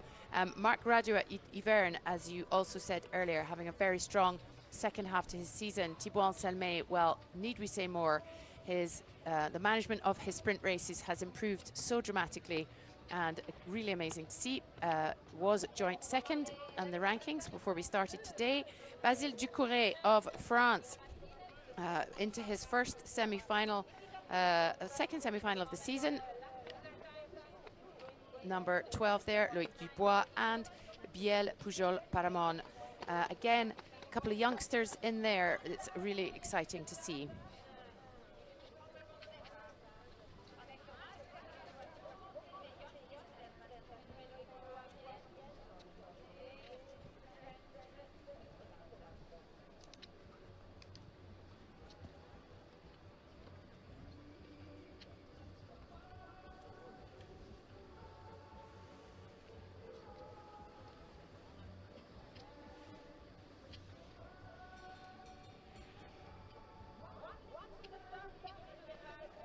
One minute to the start, we hear there. And Biel Pujol has been in nearly all of his, or a large number of semi-finals this season. Loic Dubois into his second semi-final. His first was just in Schladming, so really nice to see these young athletes get further and further up the rankings.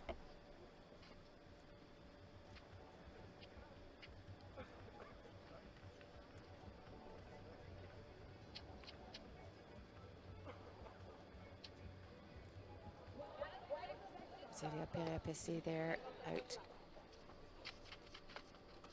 for support. Second semi-final.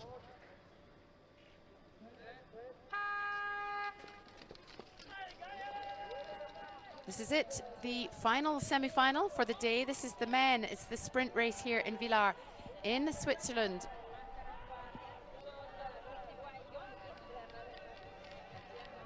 And it is a very fast start there for Basile Ducouré, but it's John Kissler in the white helmet and the red uniform of Switzerland, who's just slightly ahead, I would say, but it's difficult to say. In behind them, Thibaut Anselmet in the yellow helmet. And that is Marc Radua, beg your pardon, Biel Pujol in the black helmet behind them. And John Kissler, I think that is, beg your pardon, Loic Dubois has gone down in the diamonds as his teammate John Kissler heads to the top, to transition. And we see also Maradua last, that seems that he's having some problems, I don't know if with the skin or physically, but we see him that he has some problems here on this semi-final. And it's John Kissler that takes the opportunity, leading the sprint, the semi-final, with Thibaut Anselmet in second and Basile Ducouré in third. Really, really strong. They have done really strong sprints today, qualifiers and quarterfinals. So the semi-finals, they are also going very, very strong. John Kissler in first, Thibaut Anselmet in second, Basile Ducouré in third. All of them very close, one from another. The first two places still very open. John Kissler has had 4 podium places this season. Bronze medal in the World Championships. And his podium place in Bormio was his first ever in the Senior World Cup. So what an absolute cracking season he's having, the young Swiss athlete.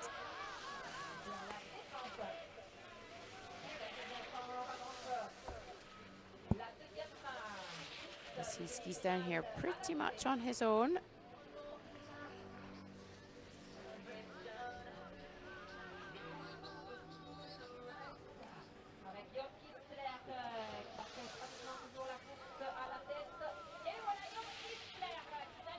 And the young John Kissler, 21 years old, from Zurich, comes across the line first. Thibaut Selmé behind, Loïc Dubois, Basile Ducouret. That was an incredible comeback from Loïc Dubois. I didn't see where that happened, but after that tumble in the diamonds, he really pushed through. Switzerland, France, Switzerland, France. And the two Spaniards, Biel Pujol and Marc Radua, not their day today. No, I don't know what has happened. Marc Radua did such a very strong previous hit, going first of his hit to the semi-final.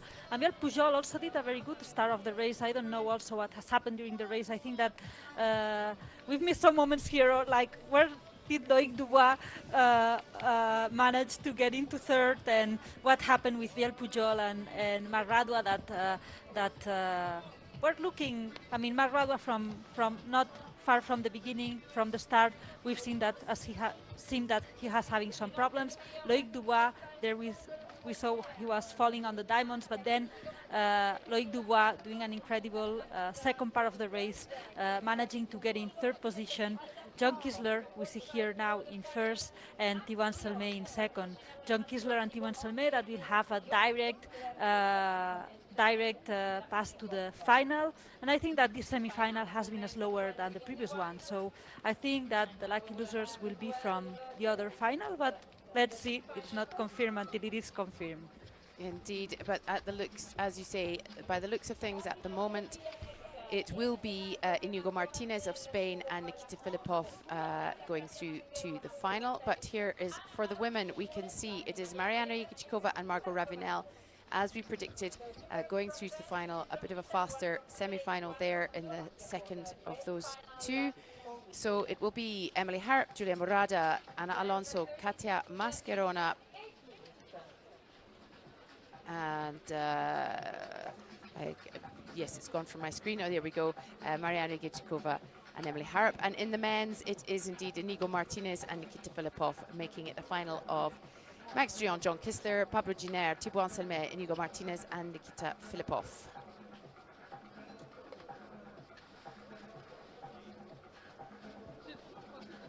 Marianne Faton there keeping warm. Not getting warm, but keeping warm. Leda Bonnel retired out into the spectator spots for France.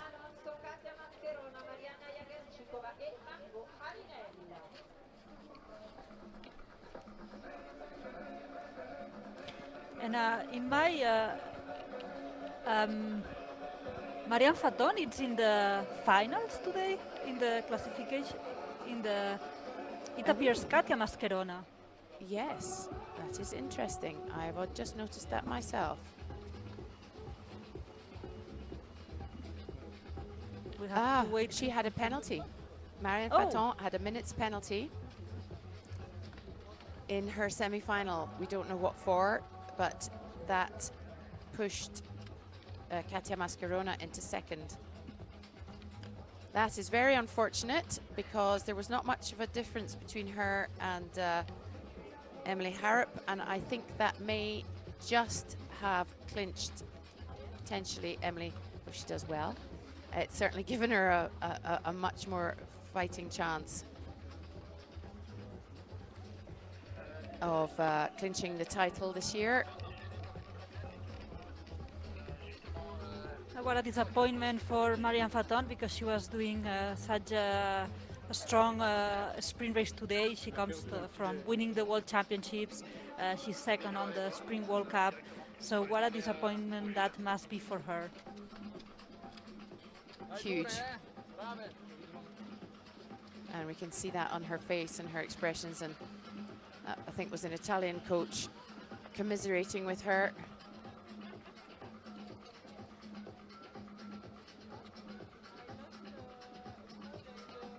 But it is time now in Villars. I'm sorry, I was just trying to hear if I could hear what she was saying. Go on. I think that she was explaining to Ana Alonso why she got the penalty, and I think that she was saying it was something with the pole, but usually with the pole there's no penalty. So let's see if we get some information about that. After my big explanation of how you can finish with one pole, perhaps maybe there was something else. Anyway, Emily Harrop, Julia Morada, Ana Alonso Rodriguez, Katia Mascherona, Mariana Jikačíková and Margot Ravinel in the final. This is quite an unusual. Katia Mascherona, I'm not sure she has been in a final this season. She was 6th here last year, so she was in the final here in Villars in 2024. And we will be seeing them start in very shortly.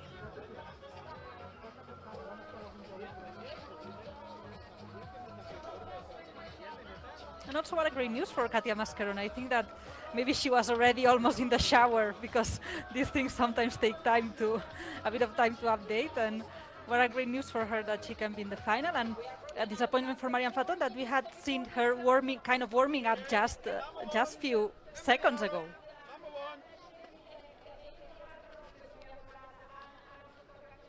I'm not sure where she's gone, but I think she's expected at the start line.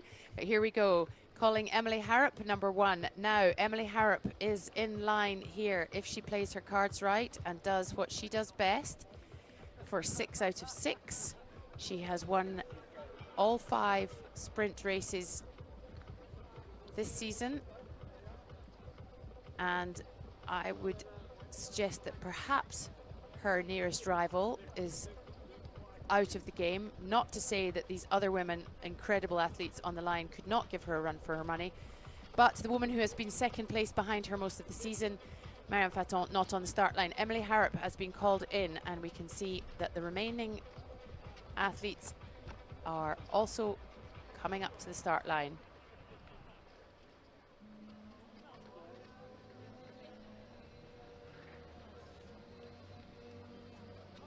Only 6 remain, and they will all be hoping to put in their best performance. Katia Mascherona of Italy, 6th here last year. Ana Alonso Rodriguez, 3rd in the rankings.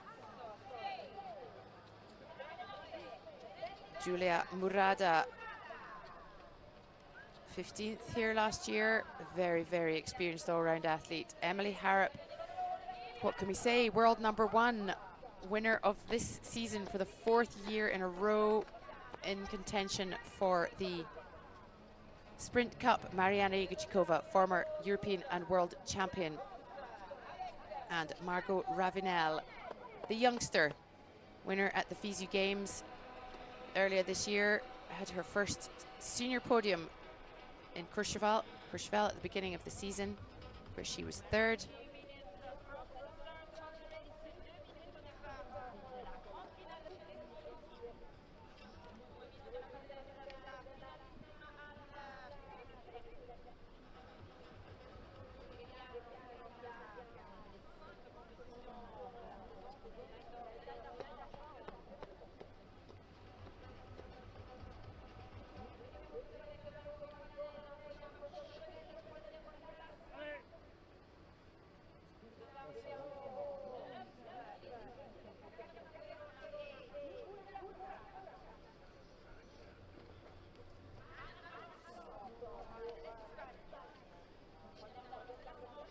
They're looking like racehorses at the start of the Grand National, legs jiggling, nerves jangling.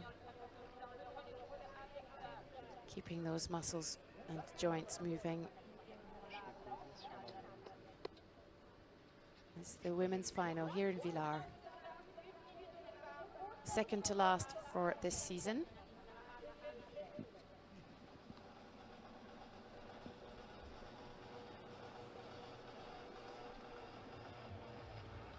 "17 years between the youngest athlete on this start line and the, shall we say, most experienced, the oldest athlete on the start line. There's 17 years between them.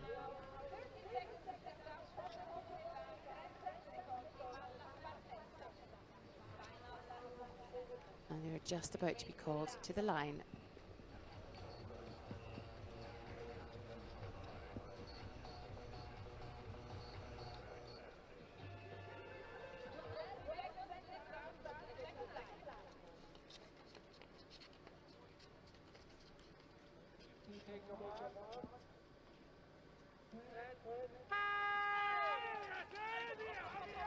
It's the women's final here in Villars. Emily Harrop powering out the front there in the middle of our screens. Katia Mascherona off on the right in the white helmet, giving her a run for her money. She's had a really great couple of fast starts, as Giulia Murada is quite far back, but let us not be fooled by that. Emily Harrop leads Katia Mascherona, Mariana Jegorčíková, Ana Alonso Rodriguez, Margot Ravinel and Giulia Murada, and already creating a bit of a gap as they go into the diamonds. What a solid and strong start of Emily Harrop. I would say, as always, she has used us too well to see her do such strong performances on the sprint races. And Emily Harrop, that she has done an incredible start, opening a bit of gap with her competitors now. Katia Mascherona, Mariana Jegorčíková on the right side of the screen with the red suit, and Alonso trying to overtake Katia Mascherona, slipping a bit on that part of the uphill. And Emily Harrop already with the skis on the back, but can leave for the foot part with a bit of a gap with the other competitors, all very together just behind her.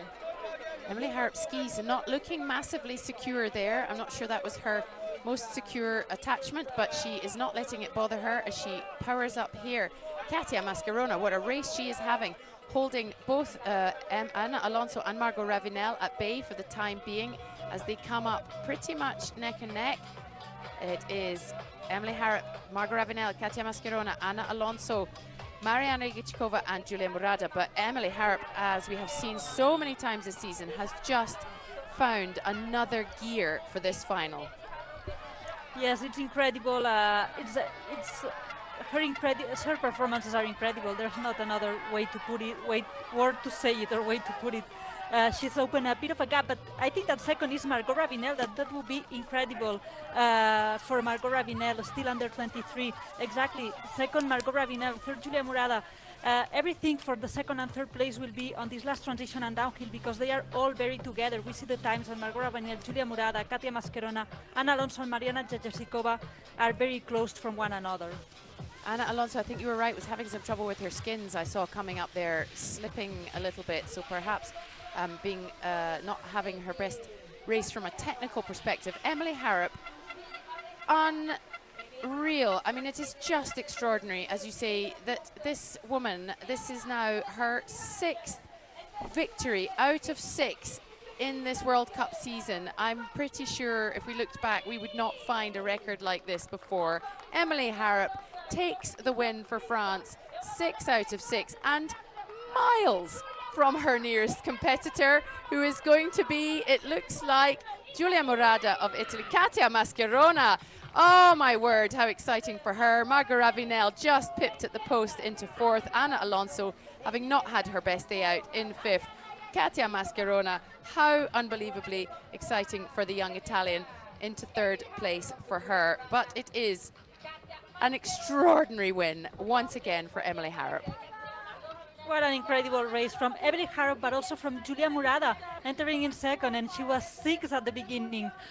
She was quite far from the second place, but she managed today. She managed all the rounds so well, and also the final. She's very fast and very clean for the transitions. And what a great day also for Italy, because it's not Giulia Murata, it's also Katia Mascherona in third. Katia Mascherona that got the chance to be on the final because Marianne Falton got the penalty. So what an incredible day for her too. Indeed, and I would go so far as to say that that could well be Katia Mascherona's first senior podium in the sprint, certainly. Yes, exactly. Yes, I would say. And we see here Emily Harrop, and we are just seeing, as you said, Giulia Murata last, but you said it. Let's not get fooled by that. And she demonstrated why. Even if Emily Harrop dominated with a very strong performance, just behind her, Giulia Murata did an incredible race, starting from the back of the pack and entering in second, and also Katia Mascherona starting very strong at the beginning and maintaining this third position to get her first podium on a sprint race.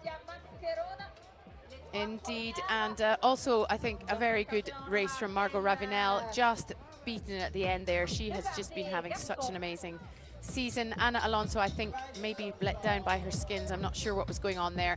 And Mariana Jurgičková in sixth, but fantastic to see her back in the finals. We've been missing her because she is such a stalwart at this stage of every sprint race. Emily Harrop defies, well, not defying everything, just absolutely proving why she is #1 in the world for several years in a row now. Giulia Murata, well, just brilliant. Great to see her back up there. And as you say, a great day for Italy because they, of late, have not had as many, perhaps, sprint podiums as they used to. So really a great day out for them.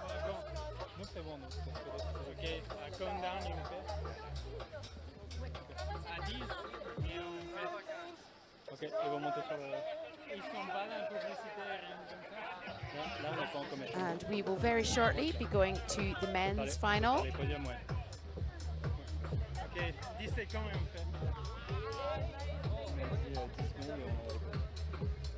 In about 5 minutes, we will be seeing the men's final. So far, though, today, we have seen Emily Harrop take her 6th from 6.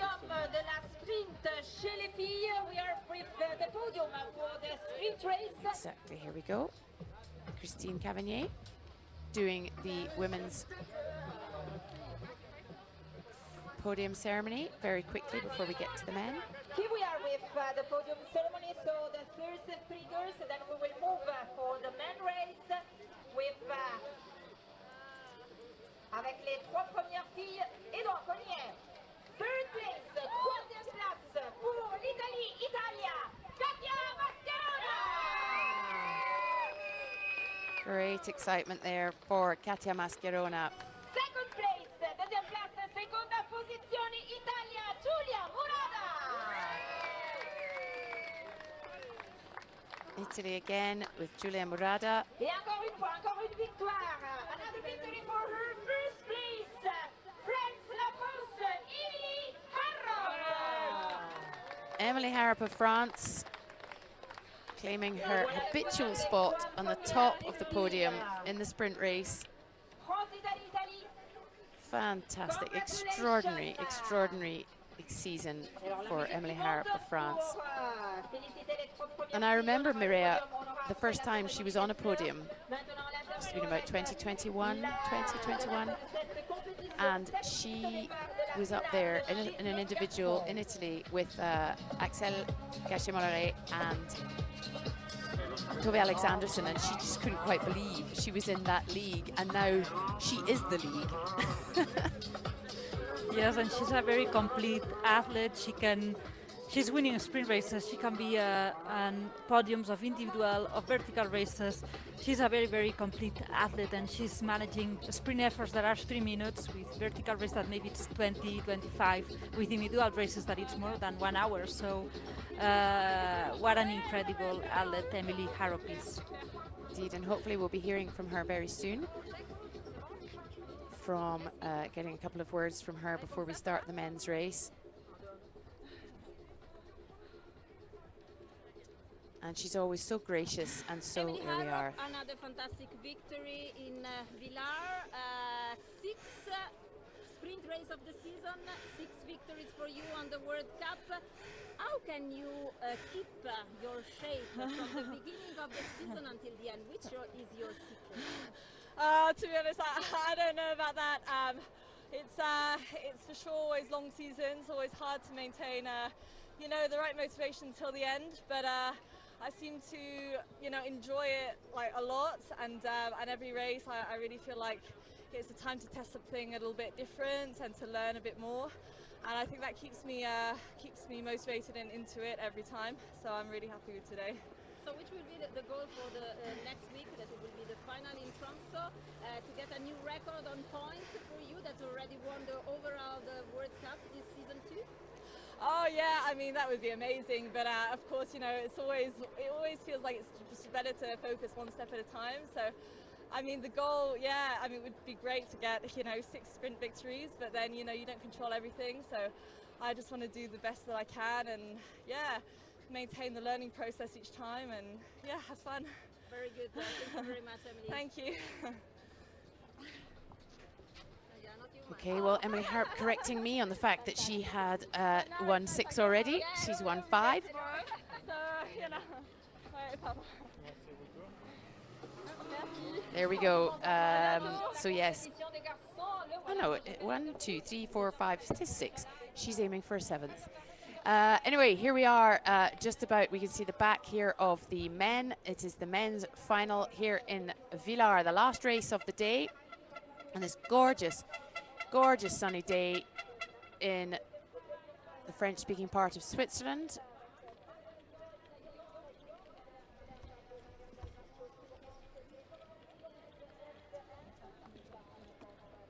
But here is a bit of a recap of that final for the women. Emily Harrop leading right from the start.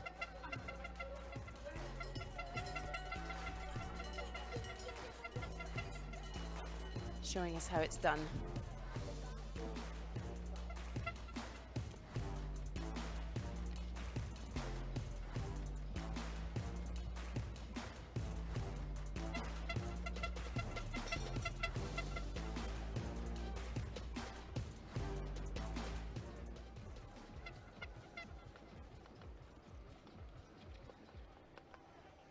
Now on to the men's final, and it is an absolute cracker. A wide range of athletes and ages and experience. Maximilien Drian du Chapois, as Mireia would call him, a very complete athlete, a man who can manage 3 minutes, 22 minutes and over an hour and do extremely well. John Kistler just having the season of his life, this young athlete from Switzerland. Thibaut Anselmet, the world #1. Now perhaps with a chance of the sprint title.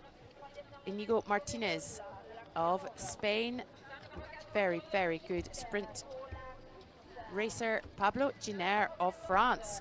How fantastic to see him up here on the start line. And Nikita Filipov, independent athlete who has come from a running background and has taken us all by surprise and doing extremely well in this 2025 season. Mireia, what a lineup.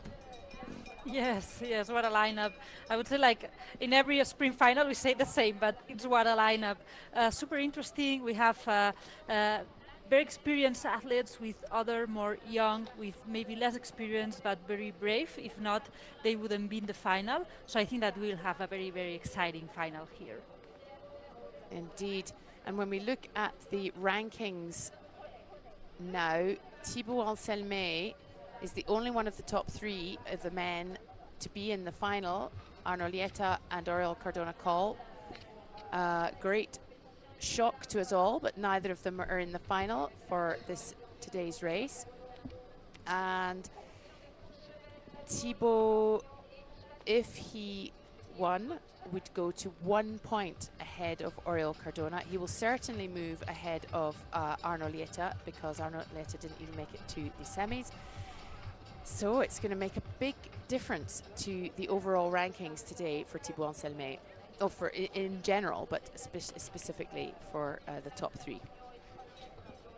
Yes, but Thibaut Anselmet, it depends also on the race he will do now. On the final he will do, if he does a good result, for sure. But then let's see, because there's from 1 to 6, from the first to 6th position here in play.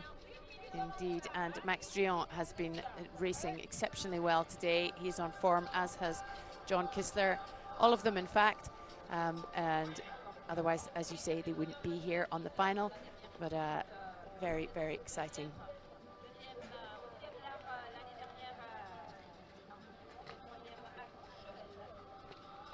There's a definite spring feel in the air in the Alps here in Switzerland. Music's playing, spectators are in t-shirts and baseball caps. Gone are the down jackets and woolly cap hats, as everybody gets into the party mood for the last race of the day.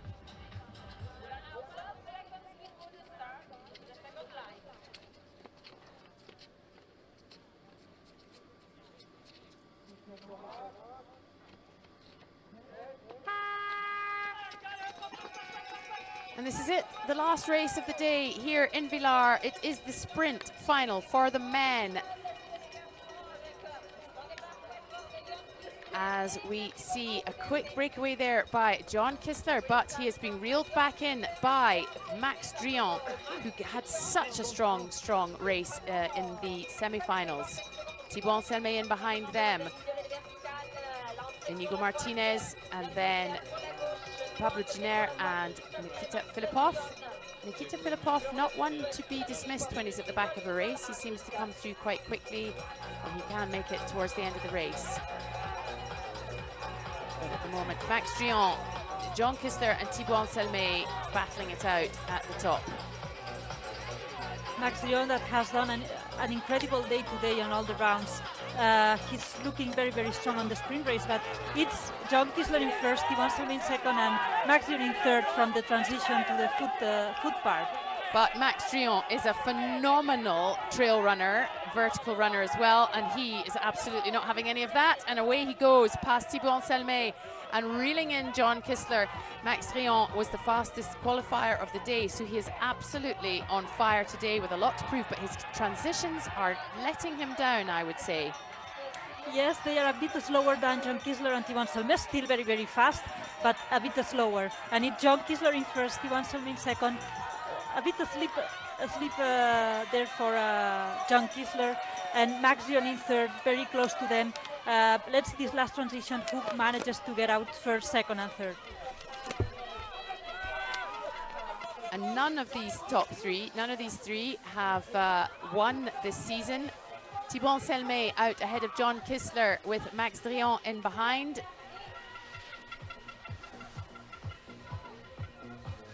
Thibaut Anselmet getting a big, it seems in this ski down that we've seen that once you've got a lead, there's a good opportunity to really bring it home. Yes, we've seen some overtakings, but with this gap, no, I think that, and also with the level of Thibaut Anselmet today. Thibaut Anselmet takes the win for France, his first of the season, and in the sprint. John Kissler just gets in front of Max Drian for Switzerland, and it is Inigo Martinez who pops a foot in front of Nikita Filipov. But what a lineup there. Thibaut Anselmet, John Kissler and Max Drian du Chapois. I think that is Max Drian's first sprint podium of the season. In fact, that was his first final of the season, and what a brilliant result. Thibaut Anselmet takes the 100 points and goes into the lead on the rankings, ahead just by 1 point of Oriol Cardona Call. It's all very exciting. Yes, what a good news for Thibaut Anselmet today. first win, and really good for him for the world ranking. And we've seen that what we are saying, that through the season and this season, Thibaut has improved a lot on his starts. We've seen here that Max Dion and John Kisler has done a very strong start, but Thibaut just behind. He has been on the leading group from the very start to the very finish of the race, and he has managed really well his options. He really has made the difference on the last transition, taking off skins, because it's John Kisler who arrived in first to that transition, but Thibaut Salmé did a faster transition, got out of the last transition, skins off to the downhill in first with enough gap to secure this first place. John Kisler also incredible second place, really strong and good season for him. And Max Dion, his first podium. He did an incredible race today in all the heats, and it's really a good news also for Max Dion. Yes, Thibaut Salmé was second in the, I beg your pardon, he won the sprint ranking and just sprint, I beg your pardon. Yes, he did win the sprint ranking last year, so he will be hoping to keep that lead. But we're straight into podium ceremony with one of the most improved athletes across the season, I would say, Max Dion from Belgium. In third, John Kisler. I mean, I can't say enough about what a fantastic season for this young Swiss man. Thibaut Salmé taking the win here.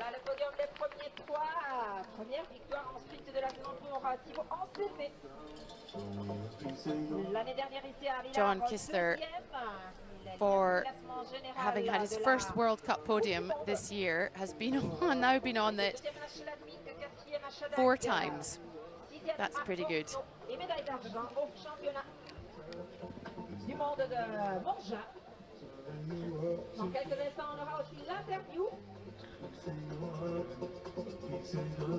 Et après, ce sera cérémonie des fleurs et awarding ceremony.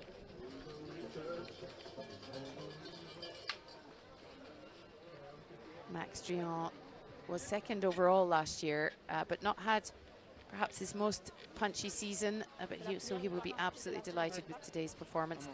And while he races for Belgium, he actually is a Swiss resident and citizen as well, so he is kind of almost on home territory as well, so that will be nice. Thibaut Salmé winning here in Villars. Last season you were second. This is the first victory in this season in a sprint race for you. Yeah, yes, last year it was Robin or Thomas have the win here. I finished second, and yeah, today I'm really happy with this win. It was hard, but I was really strong with a good shape, I think, and I'm really happy to win this year because I'm at the top on the overall World Cup, but it's good to have a win after the end. So good luck for the final of next week in Tromsø. Yeah, very good, and I'm really happy to go for these finals, and we will see if I'm able to win again. Thank you, Thibaut. Ça va? Okay. So here are the standings of the day. There we go. The World Cup rankings. Emily Harrop, 6 from 6. Wins, keeps the lead. Marianne Faton now cannot beat her. So in fact, she has won again because Marianne Faton's penalty did not allow her into the final. Ana Alonso Rodriguez in third, and some really great, I was too busy talking about that to see who was next, but it looks like Emily Harrop has taken the sprint title again. She cannot be beaten now. Oriol Cardona-Call still ahead with the points that he gained today, but only 50 points in it. Thibaut Salmé moves up to second, John Kisler to third. Arno Lieta goes down to fourth now. And so, but still a possible for Thibaut Salmé to take the victory if he does well in Tromsø, and that is where we will be going for the next sprint race.